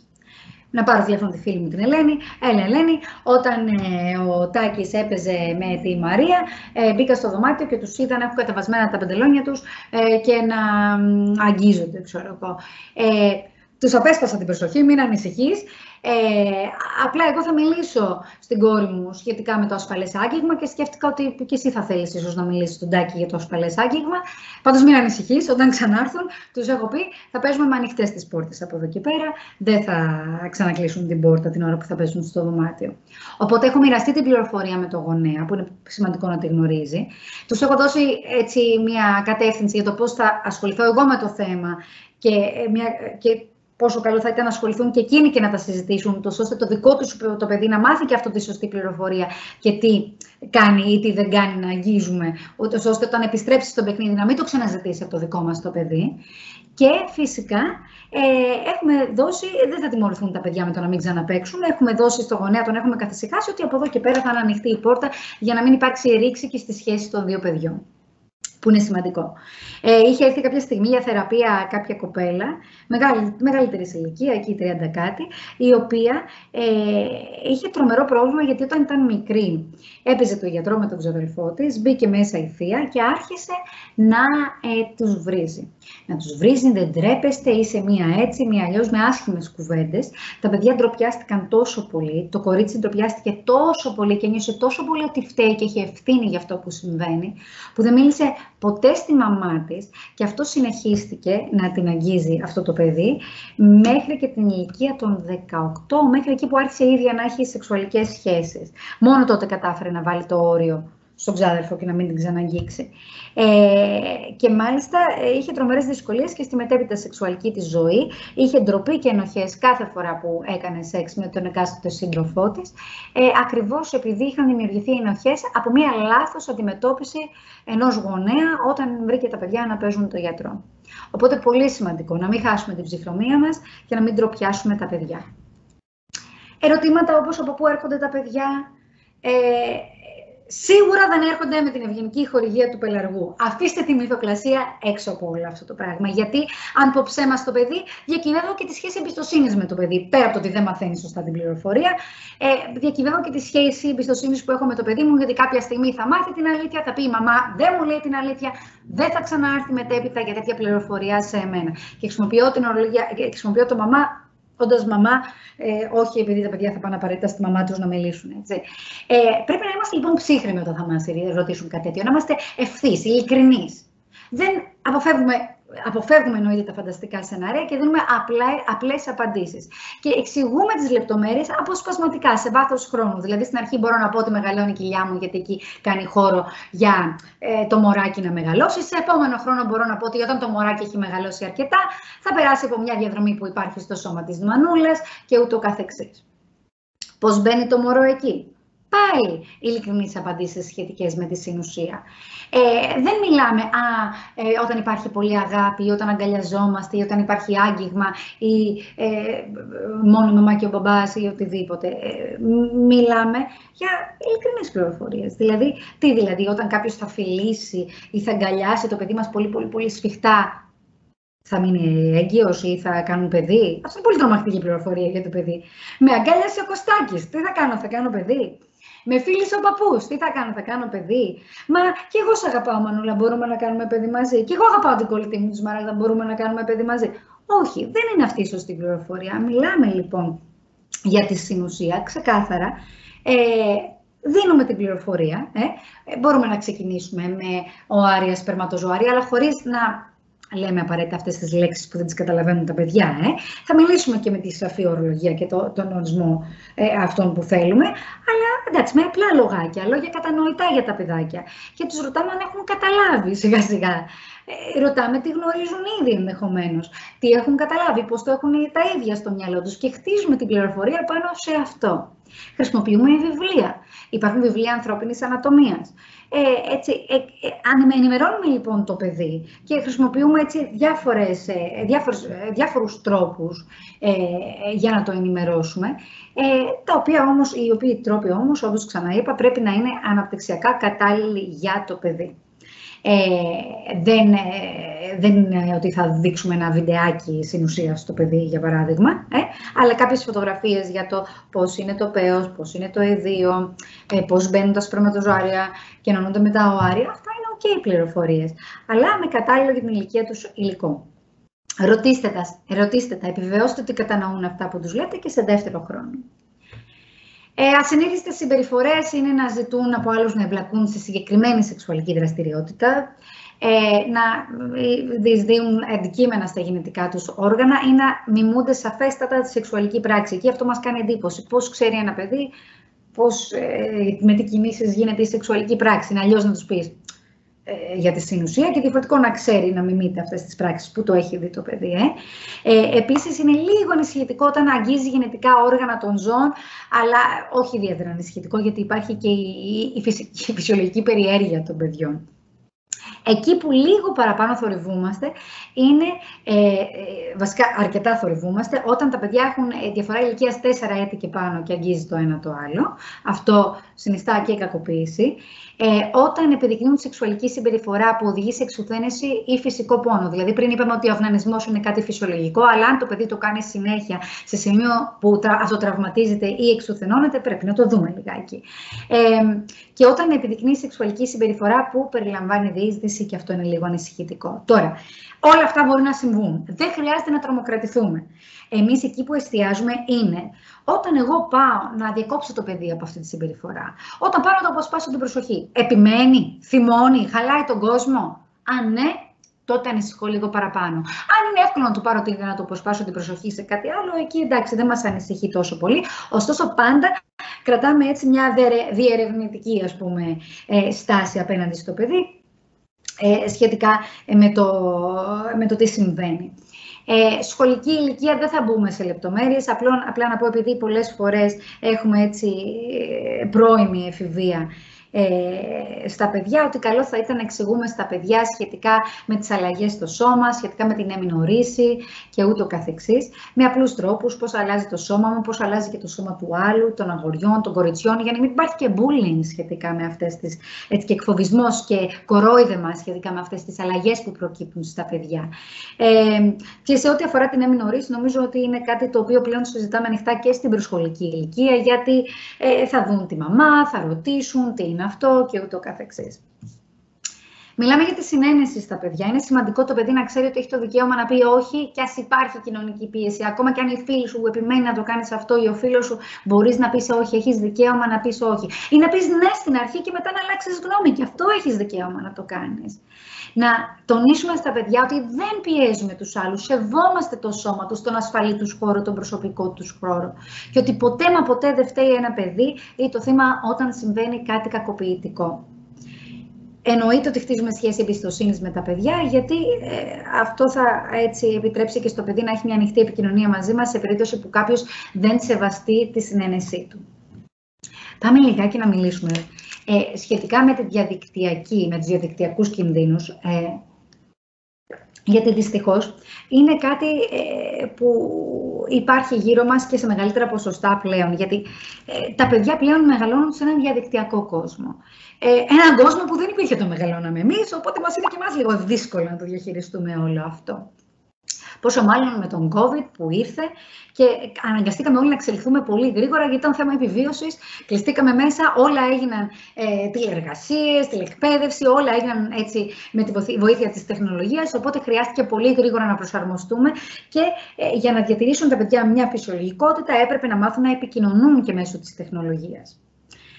Δυστυχώς όμως υπάρχουν και κίνδυνοι εκεί. Το 80% των παιδιών σε 25 χώρες αναφέρουν ότι αισθάνονται ότι κινδυνεύουν από σεξουαλική κακοποίηση ή εκμετάλλευση στο διαδίκτυο. Και 1 στα 2 άτομα ηλικίας 18 με 24 ετών, σύμφωνα με έρευνα της UNICEF, υπέστησαν τουλάχιστον μία διαδικτυακή σεξουαλική βλάβη, κάτι άσχημο του συνέβη, κατά την παιδική τους ηλικία. Όπου τους ζητήθηκε να κάνουν κάτι άσεμνο, να στείλουν άσεμνες φωτογραφίες, να μιλήσουν, να συναντηθούν εκτός διαδικτυακού περιβάλλοντος και ούτω καθεξής. Και επειδή έτσι, όταν ήρθε λοιπόν ο COVID, δεν εξελιχθήκαμε μόνο εμείς, δεν μάθαμε μόνο εμείς, δεν προσαρμοστήκαμε μόνο εμείς στην τεχνολογία και στο διαδικτυακό περιβάλλον. Δυστυχώς, κάτω από τον πέπλο αυτών των περιορισμών, ο κόσμος της ανθρώπινης εμπορίας βρήκε την ευκαιρία να εξελιχθεί. Και όλο αυτό ήταν ένα γόνιμο έδαφος για ανάπτυξη και αυτού του κόσμου, του υπόκοσμου, του μαύρου, του dark web που λέμε, και των εμπόρων και των traffickers ανθρώπων, αλλά και ειδικά παιδιών. Οπότε, τι κάνουμε σε αυτή την περίπτωση, πώς προστατεύω το παιδί μου, το οποίο καλώς ή κακώς πλέον ζει σε έναν διαδικτυακό κόσμο και δεν μπορώ να το δαιμονοποιήσω, γιατί το διαδίκτυο έχει και τα ωφέλη του, τα παιχνίδια έχουν και τα ωφέλη τους. Οπότε πώς μπορώ να φροντίσω να είναι ασφαλές το παιδί μου σε ένα διαδικτυακό περιβάλλον. Αρχικά είναι πάρα πολύ σημαντικό να κατανοήσουμε τι είναι η διαδικτυακή κακοποίηση. Για να προστατευτώ από τον κίνδυνο, για να προστατεύσω τα παιδιά μου από την εκμετάλλευση, πρέπει να ξέρω ποιος είναι αυτός ο κίνδυνος, πώς προκύπτει. Να αρχίσω να σκέφτομαι όπως ο κακοποιητής, να μπαίνω στη θέση του. Πώς σκέφτονται λοιπόν οι κακοποιητές, πώς συμβαίνει το grooming. Το grooming είναι αυτό που σιγά σιγά αναπτύσσουν μια σχέση με το παιδί, αρχίζουν να το μιλάνε για θέματα που το αφορούν, σιγά σιγά να κερδίζουν την εμπιστοσύνη τους και σιγά σιγά να παίρνουν την πληροφορία που θέλουν να πάρουν από το παιδί ή να του κάνουν κακό. Πόσο εύκολο είναι για τους διακινητές να προσποιούνται ότι είναι άλλοι. Είναι πανεύκολο αυτό το πράγμα. Κρυβόμαστε πίσω από έναν υπολογιστή. Δεν ξέρουμε ποιος είναι απέναντι. Καλό θα ήταν λοιπόν να είμαστε ενήμεροι σχετικά με τη νέα τεχνολογία και το τι δυνατότητες παρέχει η νέα τεχνολογία. Και η αλήθεια είναι ότι δυστυχώς, επειδή δεν μεγαλώσαμε εμείς αυτό το περιβάλλον, τα παιδιά μας υπάρχει μεγάλη πιθανότητα να προσαρμοστούν πιο γρήγορα. Τα μαθαίνουν πιο γρήγορα από εμάς. Καθόμαστε και τους μαθαίνουμε να δένουν τα κορδόνια τους, να σκουπίζονται όταν πηγαίνουν τουαλέτα και αυτά ήδη τα τάμπλετ και τα κινητά τα έχουν, τα πέφτουν στα δαχτυλάκια τους. Οπότε μπορεί να γνωρίζουν περισσότερο από εμάς πολλές φορές και να κατανοούν την τεχνολογία καλύτερα από εμάς. Αυτό όμως τι σημαίνει? Σημαίνει ότι είναι επιτακτική ανάγκη να εκπαιδευτούμε στον ψηφιακό κόσμο. Γιατί σε αυτόν τον κόσμο κατοικούν τα παιδιά μας και αν θέλουμε να τα βοηθήσουμε και να τα προστατεύσουμε, πρέπει και εμείς να μπούμε σε αυτό, όσο δύσκολο και αν μας φαίνεται να ακολουθήσουμε κάτι που συνέχεια αλλάζει. Είναι δυστυχώς πάρα πολύ σημαντικό. Πρέπει λοιπόν να διδάξουμε στα παιδιά μας πληροφορίες σχετικά με τη διαδικτυακή κακοποίηση. Ένα παιδί που περιηγείται μόνο στον ψηφιακό κόσμο είναι σαν ένα παιδί που έχει πάρει ένα αυτοκίνητο και είναι στην εθνική οδό. Τεράστιος κίνδυνος. Πρέπει να διδαχθεί ασφαλή πλοήγηση, να γνωρίζει τους κινδύνους που μπορεί να συναντήσει. Αν γνωρίζει, μπορεί και να προσέχει. Οπότε θέλουμε τακτικές συζητήσεις με τα παιδιά σχετικά με το ποιους χώρους επισκέπτονται, ποιοι κίνδυνοι ελοχεύουν εκεί, τι πληροφορίες μοιραζόμαστε. Βοηθήστε τους να κατανοήσουν τους κινδύνους της κάθε πλατφόρμας ξεχωριστά. Άλλο το κινητό, άλλο το τάμπλετ, άλλο η τηλεόραση. Το κάθε μέσο έχει κάποιους κινδύνους και μπορούμε να προστατευόμαστε με διαφορετικούς τρόπους. Ποιοι είναι οι κίνδυνοι της ανταλλαγής πληροφοριών με άγνωστους στο διαδίκτυο? Ξέρεις, όσο και αν έχεις γνωρίσει τον άλλον στο διαδίκτυο, όσο και να έχετε μιλήσει, όσες φορές και να τα έχετε πει, ακόμα και με κάμερα, δεν σημαίνει ότι δεν είναι άγνωστος, δεν είναι φίλος σου, είναι ακόμα ένας άγνωστος. Το παιδί θα πρέπει να το συνειδητοποιήσει αυτό από την πρώτη στιγμή που αρχίζει να ασχολείται με το διαδίκτυο. Οι άνθρωποι με τους οποίους συναναστρέφεσαι online, ανεξάρτητα από το πόσο καιρό τον γνωρίζεις, αν είναι φιλικός, ή αν είναι στην ηλικία σου, ή λέει ότι είναι στην ηλικία σου, παραμένει άγνωστος. Και θέτουμε βασικούς κανόνες για τη διαδικτυακή αλληλεπίδραση. Και πολύ πολύ σημαντικό, ακολουθούμε τους κανόνες. Δεν μπορώ να λέω στο παιδί ότι σήμερα ισχύει αυτός ο κανόνας, αλλά αύριο δεν ισχύει. Δεν μπορώ να λέω ότι θα με ρωτάς όταν κατεβάζει εφαρμογές και να είμαι επιτρεπτική όποτε θέλει να κατεβάζει τις δικές του εφαρμογές χωρίς να μου το λέει. Δεν μπορώ να λέω 2 ώρες τεχνολογία την ημέρα και να είναι την επόμενη μέρα 3 ή 4, γιατί έχω να τελειώσω μια παρουσίαση. Δεν λέω ότι δεν θα υπάρχουν εξαιρέσεις, αλλά στις εξαιρέσεις πρέπει να είμαστε πάρα πολύ σαφείς ότι αυτό είναι εξαίρεση και να είμαστε όσο μπορούμε πιο συνεπείς στην οριοθέτηση των παιδιών σε ό,τι αφορά τη χρήση της τεχνολογίας. Δημιουργήστε μια σχέση ασφάλειας, αυτό το έχουμε πει, ισχύει για κάθε μορφή κακοποίησης και για τη διαδικτυακή, για να μπορεί το παιδί να σας κάνει ερωτήσεις. Αν το παιδί καταλάβει ότι δεν γνωρίζετε τίποτα από τεχνολογία, δεν υπάρχει περίπτωση να έρθει να σας ρωτήσει όταν θα βρεθεί σε κίνδυνο, κάτι θα του φανεί περίεργο κτλ. Όσο εσείς μιλάτε μαζί του, όσο βλέπει ότι ασχολείστε, έστω και αν μάθετε μαζί του, μπορεί να μην έχω ξανασχοληθεί με αυτό το παιχνίδι, αλλά έλα να το δούμε μαζί. Πώς δουλεύει αυτό?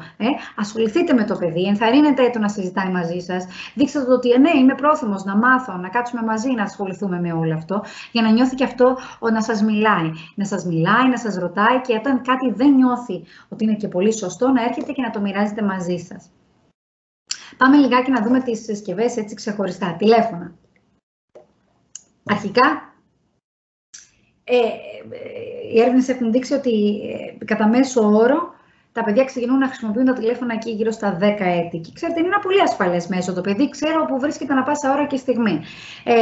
Μπορώ να το εντοπίσω μέσω του GPS. Οπότε υπάρχουν και τα ωφέλη. Μπορώ να επικοινωνήσω μαζί του, να μιλήσει με τη γιαγιά και με τον παππού σε βιντεοκλήση. Υπάρχουν και τα ωφέλη, εννοείται, να κοινωνικοποιηθεί με τις συμμαθήτριες ή οτιδήποτε. Αλλά πρέπει πρωτού να δώσω το τηλέφωνο να έχω κάνει πάρα πολύ σαφείς τους κανόνες της χρήσης του τηλεφώνου. Δίνουμε λοιπόν συμβουλές στο παιδί. Νούμερο 1, ρωτάω πάντα πρωτού κατεβάσω μια εφαρμογή. Το ότι έχεις το κινητό στο χέρι σου δεν σημαίνει ότι είσαι παντοδύναμος και κάνεις ό,τι θέλεις. Πρέπει να ρωτάς πριν κατεβάσεις μια εφαρμογή. Πολλές φορές δίνουμε και τα κινητά τα δικά μας τα παιδιά, στα πιο μικρά σε αυτές τις ηλικίες. Και εκεί να έχουμε κατεβάσει εφαρμογές που είναι κατάλληλες για την ηλικία τους και να είναι σαφές στα παιδιά ότι χρησιμοποιούν μόνο αυτές τις εφαρμογές. Έτσι. Ή αν, για παράδειγμα, πολλές φορές μπορεί να είναι χωρισμένοι οι γονείς και ο ένας γονέας να μην έχει καλή επικοινωνία με τον άλλον, οπότε και σε πολύ μικρότερες ηλικίες να έχουν τα παιδιά κινητά. Εκεί λοιπόν εξηγούμε στο παιδί ότι δεν δίνεις τον αριθμό σου σε κανέναν χωρίς να ρωτήσεις. Είναι για να μιλάς στη μαμά και στον μπαμπά μόνο. Δεν απαντάμε σε άγνωστους αριθμούς και ακολουθούμε τις οδηγίες του σχολείου. Αν το σχολείο λέει όχι κινητά, το κινητό μένει μέσα στην τσάντα σου, κλειστό και ούτω καθεξής. Δεν βγαίνει παρά μόνο όταν σχολάσεις και χρειαστεί να βρεις τη μαμά μετά το σχολικό ή οτιδήποτε. Τηλεόραση. Εδώ θα πρέπει να περιορίσουμε τις ώρες θέασης. Δεν μπορεί ένα παιδί παθητικά να κάθεται μπροστά σε μια τηλεόραση όλη την ώρα. Καταλαβαίνετε ότι αυτό δεν είναι υγιές, ειδικά σε αυτές τις ηλικίες. Υπάρχει έντονη εναλλαγή παραστάσεων. Τα παιδιά μετά βαριούνται πάρα πολύ εύκολα. Αυτό δεν είναι καλό, το να μην μαθαίνουν τα παιδιά να χρησιμοποιούν τη φαντασία τους και να βαριούνται τόσο εύκολα και να θέλουν συνεχώς κάτι να τα γύρει με έναν τρόπο.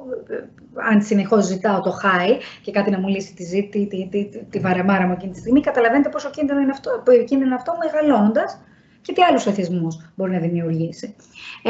Περιορίζουμε λοιπόν τις ώρες θέασης εκεί.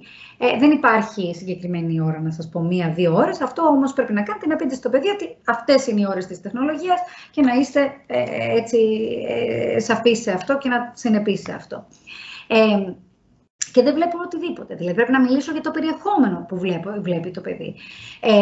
Να το επιβλέψουμε κι εμείς, να δούμε λίγο μαζί του, να παρακολουθήσουμε μαζί με το παιδί τι συμβαίνει. Υπάρχουν παιδικά προγράμματα, τα οποία ναι, είναι για παιδιά, τα βλέπει όλος ο κόσμος, τα βλέπουμε παντού γύρω μας, τα οποία όμως δίνουν εξαιρετικά άσχημα παραδείγματα συμπεριφορών για τα παιδιά. Ψάξτε και βρείτε εναλλακτικές. Δεν θα βλέπει Μπέπα, θα βλέπει Μπλου, για παράδειγμα.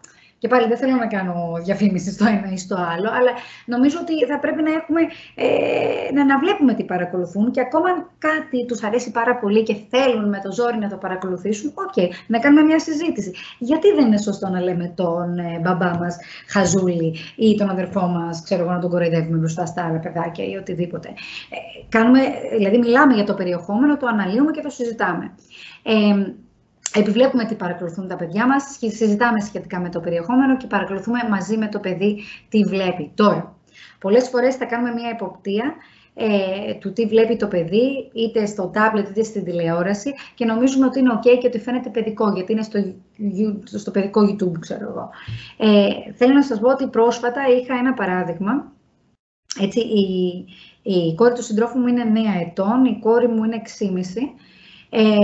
Και είχαμε πάει σε ένα εστιατόριο, τέλος πάντων, είχαν βγάλει τα τάμπλετ και τις έδειχνε της κόρης μου, η κόρη του συντρόφου μου, βιντεάκια το καμπόκα. Δεν ξέρω αν το έχετε ακούσει. Το καμπόκα είναι ένα παιδικό παιχνίδι όπου χτίζουν σπιτάκια και έχουν ήρωες και είναι ένα πολύ ωραίο παιχνίδι και έτσι ευνοεί και τη διάδραση αν χρησιμοποιείται σωστά και τη φαντασία των παιδιών.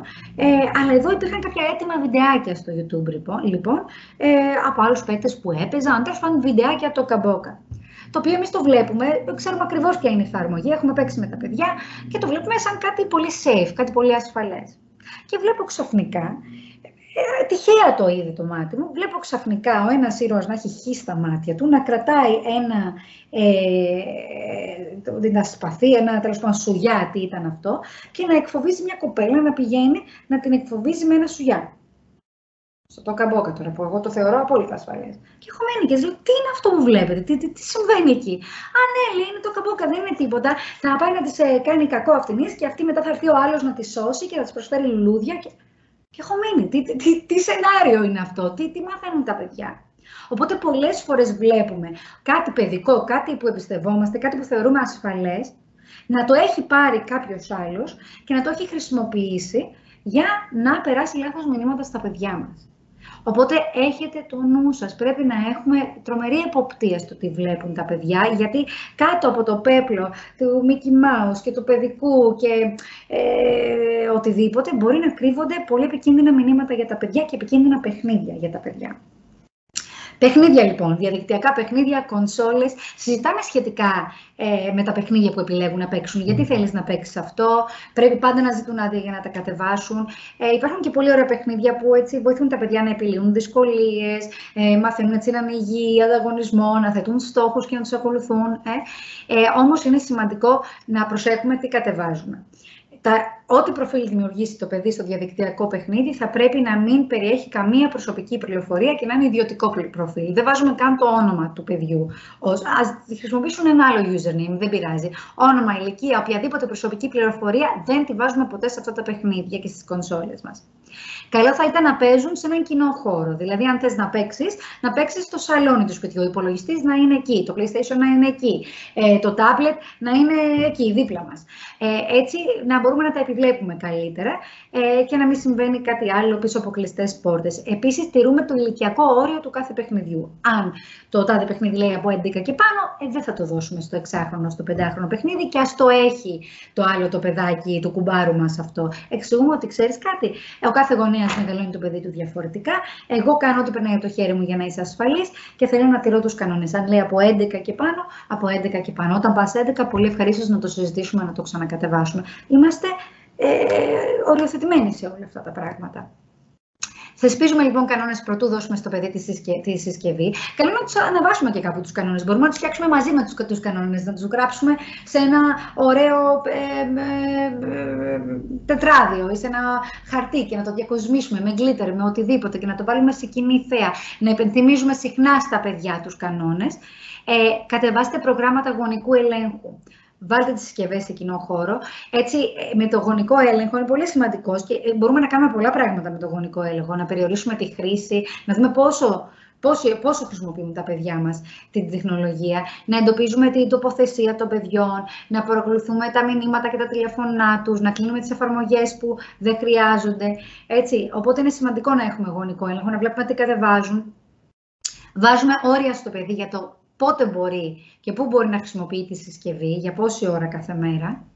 Δώστε το καλό παράδειγμα, το να είμαι εγώ όλη την ώρα στο κινητό μου, την ώρα που τρώμε για παράδειγμα, να είμαι στο κινητό μου την ώρα που τρώμε. Τι παράδειγμα δίνει στο παιδί, ότι ναι, όποτε τρώμε, αντί να κοινωνικοποιηθούμε, να μιλήσουμε για τη μέρα μας, πολύ ωραία, θα καθόμαστε παθητικά και θα βλέπουμε παιδικά, ξέρω εγώ. Δεν λέω ότι δεν θα γίνει μια φορά στο τόσο, θα γίνει, αλλά καλό θα είναι με το παράδειγμά μας να ενθαρρύνουμε το παιδί να χρησιμοποιεί αυτές, ειδικά όταν μαζευόμαστε όλοι και συγκεντρωνόμαστε για φαγητό ή για κάτι άλλο, ή για παιχνίδι με τους φίλους κτλ., να αποφεύγουμε τέτοιου είδους τη χρήση της τεχνολογίας, για να αρχίσουν να χτίζουν και κοινωνικές δεξιότητες και άλλου είδους δεξιότητες τα παιδιά. Οπότε δίνουμε το καλό παράδειγμα. Επίσης, αυτό που δεν θέλουμε είναι τα παιδιά να τρώνε και θα το πούμε και διατροφολόγοι, αυτό να τρώνε και να βλέπουν κάτι. Ξαναλέω, δεν γίνεται πάντα αυτό, έτσι. Πολλές φορές το κάνουμε όλοι. Αλλά αυτό που δεν θέλουμε να κάνουμε είναι την ώρα που τρώνε να βλέπουν κάτι και έτσι παθητικά να τρώνε και να μην συνειδητοποιούν τι βάζουν στο σώμα τους, πόσο τρώνε ή να τρώνε παραπάνω από όσο θέλουν μόνο και μόνο για να δουν τηλεόραση. Τέτοια πράγματα δεν ευνοούν την σωματική τους αλλά και την ψυχική τους υγεία. Όπως είπαμε πριν, καλό θα ήταν να κάνουμε τα προφίλ τους ιδιωτικά. Μπλοκάρουμε την προβολή τοποθεσίας, ώστε όταν παίζουν αυτά τα παιχνίδια να μην μπορεί κάποιος να δει, ή όταν κάνουν μια ανάρτηση, να μην μπορεί ο άλλος να δει πού βρίσκονται τα παιδιά μας. Μπλοκάρουμε και τις διαφημίσεις που μπορεί να είναι ένα παιδικό παιχνίδι και η διαφήμιση να είναι για ενήλικα. Έτσι, δεν μπορούμε να το ελέγξουμε αυτό. Καθορίζουμε το σημείο φόρτισης των συσκευών. Να υπάρχει ένας κοινός χώρος που φορτίζουμε τις συσκευές μας. Οι συσκευές μένουν έξω από το δωμάτιο του παιδιού και δεν γίνεται χρήση αργά το βράδυ όταν το παιδί είναι μόνο του μέσα στο δωμάτιο, εμείς κοιμόμαστε και δεν έχουμε ιδέα τι μπορεί να συμβεί. Όταν έχουμε streaming, Netflix, Disney+, οτιδήποτε μπορεί να είναι αυτό, θα πρέπει να έχουμε ξεχωριστά προφίλ από αυτά των παιδιών μας, να βάζουμε παιδικό προφίλ, να θέτουμε την ηλικία του παιδιού για να βλέπει έτσι αναπτυξιακά κατάλληλο υλικό και να μην του βγαίνει ως προτινόμενο αυτό που θα έβλεπα εγώ ή ο σύντροφός μου. Όπως και γι' αυτό είναι και σημαντικό να χρησιμοποιούμε ειδικά σε αυτές τις ηλικίες το YouTube που είναι προσαρμοσμένο για παιδιά. Γιατί εγώ μπορεί να δω κάτι, για παράδειγμα, σχετικά με τα βασανιστήρια των ζώων κάπου, ας πούμε. Και μετά αυτό να πεταχτεί σαν προτινόμενο στο παιδί και να καταλαβαίνετε πόσο τραυματική μπορεί να είναι μια τέτοια εικόνα για ένα παιδί, να βλέπει ένα ζώο να βασανίζεται ή οτιδήποτε. Καλό θα ήταν να αποφεύγουμε τα μέσα κοινωνικής δικτύωσης μέχρι να φτάσουν στην ενδεδειγμένη ηλικία. Πολύ σημαντικό αυτό, ειδικά για τα παιδιά σχολικής ηλικίας. Στην προσχολική ηλικία δεν μας το ζητάνε τόσο. Ίσως ζητάνε λίγο παραπάνω τώρα τελευταία το TikTok και εκεί πρέπει να προσέχουμε για πολλούς λόγους. Πρώτα απ' όλα γιατί δεν ξέρουμε τι θα εμφανιστεί, γιατί συνήθως θα χρησιμοποιήσουν το δικό μου το TikTok που έχω στο κινητό, ας πούμε. Επίσης, το ηλικιακό όριο είναι τελείως διαφορετικό σε σχέση με τα παιδιά προσχολικής ηλικίας, οπότε και το περιεχόμενο ποικίλει. Και επίσης δεν θέλουμε τα παιδιά να έχουν ως πρότυπα υγείας, ομορφιάς, αυτά που βλέπουμε στα μέσα κοινωνικής δικτύωσης. Ήδη είναι επιβλαβή όλα αυτά για τα παιδιά, ακόμα και σε μεγαλύτερες ηλικίες, 13-14 ετών, πόσο πολύ σχετίζονται με την κατάθλιψη των παιδιών και μια έτσι πολύ αρνητική αυτοεικόνα. Οπότε πρέπει να είμαστε πολύ προσεκτικοί και σε αυτό. Εποπτεία. Αυτό είναι το πιο σημαντικό από όλα, ακόμα και όταν δεν έχουμε χρόνο να βρίσκουμε αυτό το χρόνο να εποπτεύουμε τα παιδιά μας. Αναγνωρίστε τα σημάδια της διαδικτυακής εκμετάλλευσης. Αυτό είναι κλειδί για την παρέμβαση πριν να είναι πολύ αργά. Αν το παιδί περνάει τώρα, μισό λεπτάκι, αυτά μπορεί να είναι και φυσιολογικά που θα σας πω, αλλά το βλέπουμε σαν σύνολο, αν κάνει πολλά από αυτά. Εκεί ανησυχούμε λιγάκι και πάλι απλά ανησυχούμε και διερευνούμε. Δεν σημαίνει ότι κακοποιείται το παιδί απαραίτητα. Έτσι, αυτές είναι κάποιες ενδείξεις. Αν περνάει λοιπόν υπερβολικά περισσότερο χρόνο στο διαδίκτυο, αν προτιμάει να αποφύγει τους φίλους του ή άλλες δραστηριότητες όπως ο χορός, το καράτε, το ποδόσφαιρο, μόνο και μόνο για να κάτσει να παίξει. Αν έχει ανεξήγητη κούραση ή άγχος, αν σταματάει να έχει όρεξη να φάει ή έχει υπερβολική όρεξη να φάει, αν λαμβάνει κλήσεις ή μηνύματα σε περίεργες ώρες, αν έχουμε υπεκφυγές συμπεριφορικές ή λεκτικές σχετικά με τη χρήση ή αν προσπαθεί να αποφύγει το σχολείο ή κάποια συγκεκριμένα άτομα, αν δυσκολεύεται στον ύπνο ή έχει πονοκεφάλους, στομαχόπονους, ειδικά τα παιδιά σε αυτήν την ηλικία, το άγχος τους, το φόβο τους, τη δυσκολία τους τη σωματοποιούν πάρα πολύ. Δηλαδή, ένα παιδί που αγχώνεται πάρα πολύ θα πει πονάει η λίτσα μου. Ή που φοβάται μπορεί να πει ότι έχει πονοκέφαλο. Το δύσκολο συναίσθημα στο παιδί, επειδή δεν τους είναι εύκολο να το λεκτικοποιήσουν, σωματοποιείται με έναν τρόπο. Οπότε έχουμε το νου μας. Και όταν τα παιδιά έχουν ακραίες συναισθηματικές αντιδράσεις. Όλα αυτά λοιπόν είναι ενδείξεις. Αν δούμε ότι συμβαίνουν πολλά και απότομα, και αρχίζουμε να ανησυχούμε λιγάκι. Αν υποψιαζόμαστε ότι το παιδί μας μπορεί να είναι θύμα διαδικτυακής εκμετάλλευσης, αρχικά δείχνουμε ενσυναίσθηση, δεν τρομάζουμε το παιδί, δεν το τρομοκρατούμε με μεγάλες και βαρύδουπες λέξεις, ούτε το κατηγορούμε, με σου είπα να μην χρησιμοποιείς το κινητό τέτοιες ώρες, τίποτα τέτοιο. Κάνουμε διευκρινιστικές ερωτήσεις άμεσες. Προσδιορίζουμε τον κίνδυνο λοιπόν και βάζουμε ένα σχέδιο. Πάμε λοιπόν πώς μπορούμε να το λύσουμε όλο αυτό, αν έχει προκληθεί κάποια ζημιά. Εννοείται ότι μπορείτε να απευθυνθείτε στη δίωξη ηλεκτρονικού εγκλήματος, στην αστυνομία, σε φορείς παιδικής προστασίας, εάν χρειάζεται περισσότερη ενίσχυση και βοήθεια για τα επόμενα βήματα. Βέβαια, υπάρχει και το καλό κομμάτι του διαδικτύου, όπου μαθαίνουμε τη συνένεση, για παράδειγμα. Εδώ βλέπετε μπροστά σας τον Pantosaurus. Στο μάθημα των Αγγλικών μπορεί να το δουν αυτό τα παιδιά. Είναι στα αγγλικά, από όσο γνωρίζω δεν έχει μεταφραστεί στα ελληνικά, αλλά πλέον τα παιδιά βλέπουν και βιντεάκια σε ξένες γλώσσες ή μπορούμε να τα βοηθήσουμε, να τους δώσουμε το μήνυμα. Είναι λοιπόν αυτός ο δεινόσαυρος, ο οποίος φοράει το βρακάκι του και σε αυτό το υπέροχο τραγούδι μιλάει για τον κανόνα του εσώρουχου, για το που απευθυνόμαστε για βοήθεια, με έναν πολύ γλυκό και μη τρομακτικό τρόπο. Και δίπλα βλέπετε ένα βιντεάκι το οποίο μιλάει σε μικρότερα παιδιά, υπάρχει και το αντίστοιχο για ενήλικες, σχετικά με τη συνένεση. Οπότε, αν χρησιμοποιήσουμε το διαδίκτυο σωστά, μπορεί να είναι και πολύ ωφέλιμο και να κάνουμε σεξουαλική διαπαιδαγώγηση μέσω του διαδικτύου στα παιδιά, χωρίς να το δαιμονοποιούμε και χρησιμοποιώντας το ως ένα εργαλείο ενίσχυσης και όχι ως έναν παράγοντα επικινδυνότητας για τη σεξουαλική κακοποίηση των παιδιών. Βασικές κατευθύνσεις σε ό,τι αφορά γενικά τη σεξουαλική διαπαιδαγώγηση. Μιλάμε πάντα για τον προσωπικό μας χώρο. Πάρτε ένα μαρκαδόρο, πάρτε ένα hula hoop, βοηθάει πολύ, πάρτε μια κοιμωλία, διαγράψτε έναν κύκλο γύρω από το παιδί και μάθετε τα ασφαλή όρια του σώματος. Δεν είναι μια διαδικασία που θα γίνει μία φορά και τέλος. Συνέχεια μιλάμε για τα όρια, έτσι, μια συνεχής διαδικασία, όχι απλά μια συζήτηση, αλλά πρέπει να μιλήσουμε στα παιδιά για τον προσωπικό τους χώρο και για τη συνέπεια της παραβίασης αυτού του χώρου. Όχι μόνο το αν παραβιάσει ο άλλος το δικό μου χώρο, αλλά το πώς νιώθει ο άλλος όταν εγώ παραβιάζω το δικό του ιδιωτικό χώρο. Να μάθουμε στα παιδιά ότι το σώμα σου ανήκει και τις επιλογές για το σώμα σου τις κάνεις μόνο εσύ. Ακόμα, έτσι, όταν παίζουμε με τα παιδιά θα πρέπει να το καταλάβουν αυτό. Δηλαδή, αν το παιδί πει το γαργαλάμε και πει σταμάτα, πρέπει να σταματήσω. Γιατί είναι το σώμα του και του ανήκει και αυτό δεν του αρέσει. Όσο και αν γίνεται αστείο και παιχνίδι όλο αυτό. Όταν πει τέρμα, τέρμα. Μπορώ να το γαργαλίσω, μόλις πει σταμάτα, σταματάω. Μετά μπορούμε να συνεχίσουμε το παιχνίδι σε δεύτερο χρόνο. Αλλά τη στιγμή που το παιδί θα πει σταμάτα, πρέπει να σταματήσουμε για να καταλάβει ότι ακόμα και με τη μαμά, τον μπαμπά, το θείο, τη θεία, τον παππού, το σώμα σου ανήκει. Και όταν επίσης εσύ stop, είναι stop. Τέρμα. Το όχι σου είναι όχι. Σε οποιονδήποτε και αν απευθύνεται το όχι. Διδάξτε τα να ρωτούν πριν εισβάλλουν στον προσωπικό χώρο των άλλων. Μπορώ να σου δώσω αγκαλιά? Μπορώ να καθίσω εδώ? Όχι, μπαμ, πετάγομαι, παίρνω αγκαλιές με το ζόρι, αγγίζω τους άλλους με το ζόρι και ούτω καθεξής. Έτσι, πρέπει να μάθουν τα παιδιά ότι αυτό δεν είναι κάτι το οποίο κάνουμε στους άλλους, όπως δεν θέλουμε να μας το κάνουν και σε εμάς. Να με αγκαλιάσει κάποιος που νιώθω άβολα. Αλλά αυτό ξεκινάει πάλι από το πώς φερόμαστε. Δηλαδή, αν πει ο παππούς, θέλω να αγκαλιάσω το παιδί, ή η γιαγιά, θέλω να αγκαλιάσω το παιδί, έλα δώσ' μια αγκαλίτσα. Έλα, μωρέ, θα στεναχωρηθεί ο παππούς. Όχι, να στεναχωρηθεί. Σημασία δεν έχει αν θα στεναχωρηθούν οι άλλοι. Το σώμα σου ανήκει και σημασία έχει πώς νιώθεις εσύ. Αν εσύ νιώθεις άβολα, δεν θα αγκαλιάσεις, δεν θα φιλήσεις κανέναν. Δεν είναι πιο σημαντικά τα συναισθήματα των άλλων από το πώς νιώθει το παιδί σχετικά με το σώμα του και το άγγιγμα. Γιατί μεθαύριο θα κάνει επίκληση στο συναίσθημα και αυτός που θα κακοποιήσει το παιδί. Και του δημιουργήσει ενοχές και τύψεις. Έλα, μωρά, γιατί δεν μου το κάνεις αυτό? Ή εγώ νομίζω ότι ήμασταν φίλοι, έτσι δεν είναι? Όχι. Πρέπει να καταλάβει το παιδί ότι αυτό ορίζει το σώμα του και να το σεβόμαστε αυτό. Μπορούμε να εξηγηθούμε με εναλλακτικούς χαιρετισμούς. Τώρα, εγώ δεν λέω να είμαστε κακοί με τη γιαγιά και τον παππού. Εννοείται, θα τους χαιρετήσουμε. Είναι και θέμα αγάπης προς αυτούς και σεβασμού και μας βοηθάνε και τόσο πολύ έτσι, και μας αγαπάνε και ούτω καθεξής. Εννοείται ότι περνάμε αυτά τα μηνύματα στα παιδιά. Αλλά αφού δεν θέλεις αγκαλίτσα, κάνε ένα high five.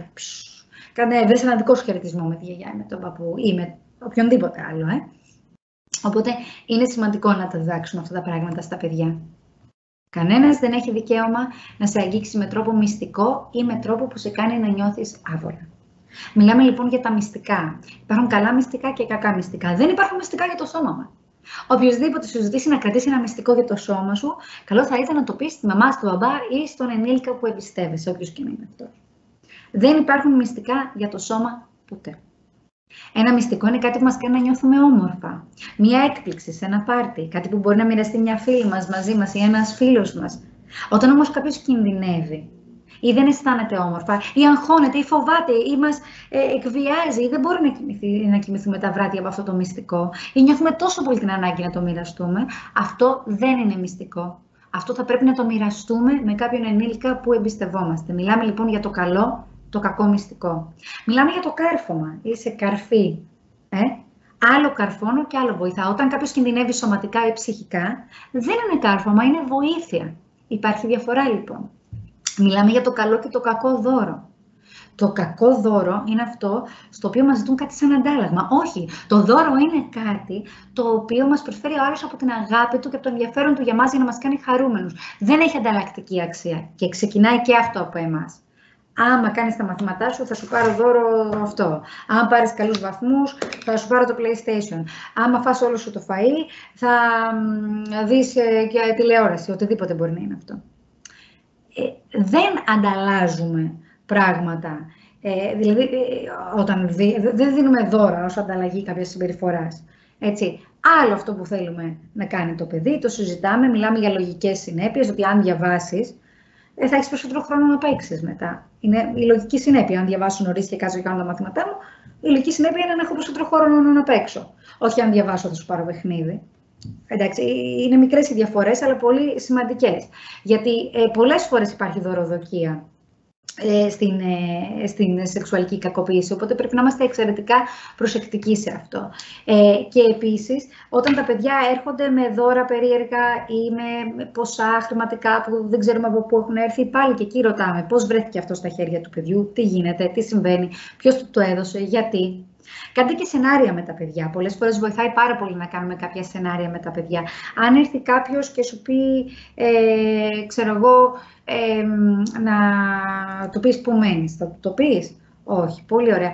Αλλά άμα σου πει να πας μαζί του, θα πας? Όχι, δεν θα πάω με έναν άγνωστο. Ναι, αλλά έχει 2 κουταβάκια και είναι τέλεια. Και θα σου πει, έλα να δεις τα κουταβάκια. Δεν θα πας να δεις τα κουταβάκια? Μπορεί. Λέμε τώρα. Έτσι, τους δίνουμε εναλλακτικά σενάρια να αρχίσουν να σκέφτονται και τους δίνουμε και τα κατάλληλα λόγια που θα πρέπει να χρησιμοποιήσουν. Γιατί αν τα κάνουν πρόβα, όπως είπαμε και πριν, τη στιγμή της κρίσης θα τους είναι πολύ πιο εύκολο να ξαναθυμηθούν τα λόγια, να προσπιστούν το δικαίωμά τους, να μην κάνουν αυτό για το οποίο έχουμε συζητήσει. Σενάρια που μπορεί να μην τα έχουν φανταστεί και να μην παρασυρθούν σε αυτά, γιατί θα τα έχουμε ήδη συζητήσει και θα ξέρουν. Όπως είπα, εξασκούμαστε στην άρνηση με τις κατάλληλες λέξεις. Σε παρακαλώ, κάνε πιο πέρα. Όχι, δεν μου αρέσει αυτό. Μιλάμε στο παιδί, λοιπόν. Κάνουμε πρόβα το τι λόγια θα πούν για να μπορέσουν εκείνη τη στιγμή να τα πούν στο κατάλληλο άτομο ή μάλλον στο ακατάλληλο άτομο. Μιλάμε στα παιδιά για τους κανόνες αυτοπροστασίας. Τους λέμε ότι το όχι είναι όχι και ότι εσύ έχεις τον έλεγχο του σώματός σου και το πιο σημαντικό είναι το πώς νιώθεις εσύ. Ακόμα έχεις το δικαίωμα να πεις όχι, ακόμα και σε κάποιον συγγενή σου ή σε κάποιο πρόσωπο που σε αγαπάει και τον αγαπάς. Και φυσικά, σεξουαλική διαπαιδαγώγηση αποτελεί το να μιλήσουμε στα παιδιά και για άλλες πληροφορίες. Να τους μιλήσουμε για την έννοια της οικογένειας, για τις διαφορετικές μορφές της οικογένειας που υπάρχουν πλέον. Να τους συζητήσουμε για την έννοια της αγάπης, της συντροφικότητας.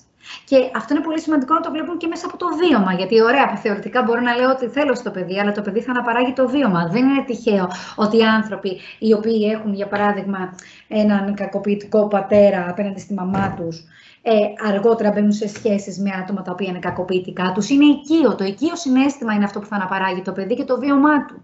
Οπότε είναι πολύ σημαντικό να δίνουμε και το σωστό παράδειγμα στο παιδί. Δεν μπορώ να μιλάω για τη ρητορική της ισότητας των δύο φύλων και να έρθει το παιδί μέσα στο σπίτι και να βλέπει τον πατέρα να μη σέβεται τη μητέρα ή το αντίστροφο. Τη μητέρα να σέβεται τον πατέρα ή να υπάρχει κάποια εκμετάλλευση ή κάτι άλλο μέσα στο σπίτι. Δεν μπορώ να λέω στο παιδί ότι ναι, τους αποδεχόμαστε όλους και είμαστε όλοι ίσοι και μετά να κοροϊδεύω κάποιον στον δρόμο για τον ντύσιμό του ή για τα κιλά του ή για κάποιο άλλο χαρακτηριστικό του ή για τη σεξουαλική του ταυτότητα. Είναι σημαντικό λοιπόν να δίνουμε το καλό παράδειγμα στα παιδιά. Να προετοιμαστούμε να απαντήσουμε σε ερωτήσεις σχετικά με το κοινωνικό και το βιολογικό φύλο. Καλός ή κακός.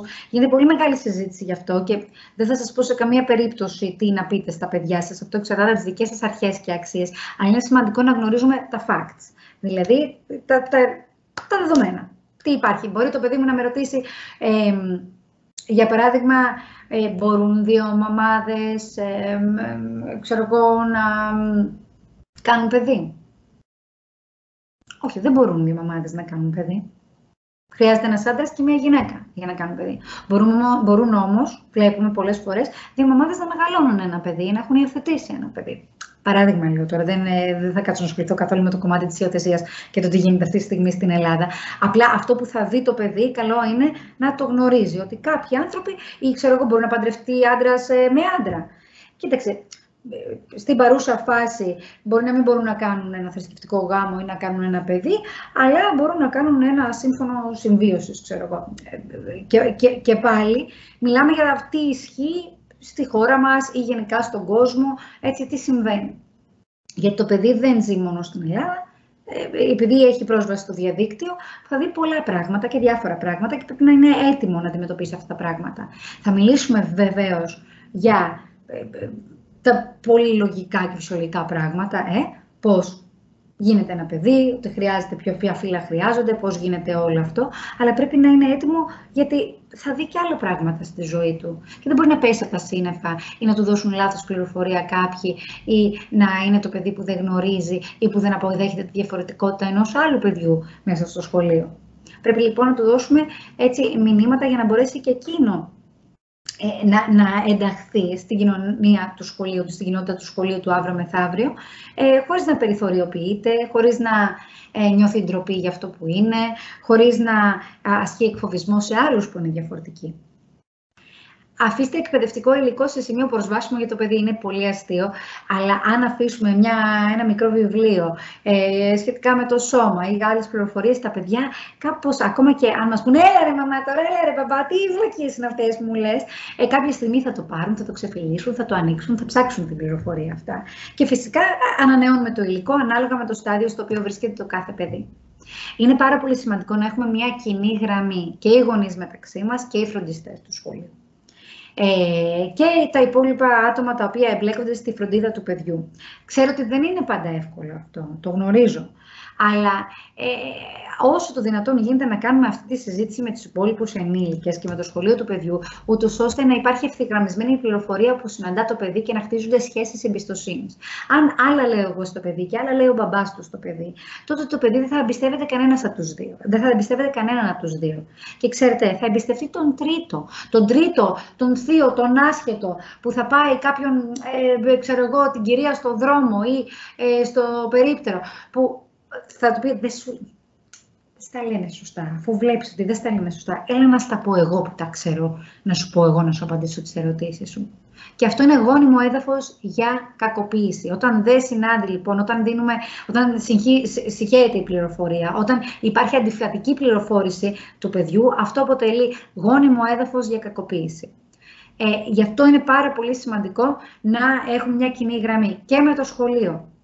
Οι έρευνες έχουν δείξει ότι όσο πιο πολλή επικοινωνία υπάρχει και σύμπνοια υπάρχει στο τι μηνύματα μεταφέρει το σχολείο και ο γονέας στο παιδί, τόσο πιο ασφαλές είναι το παιδί.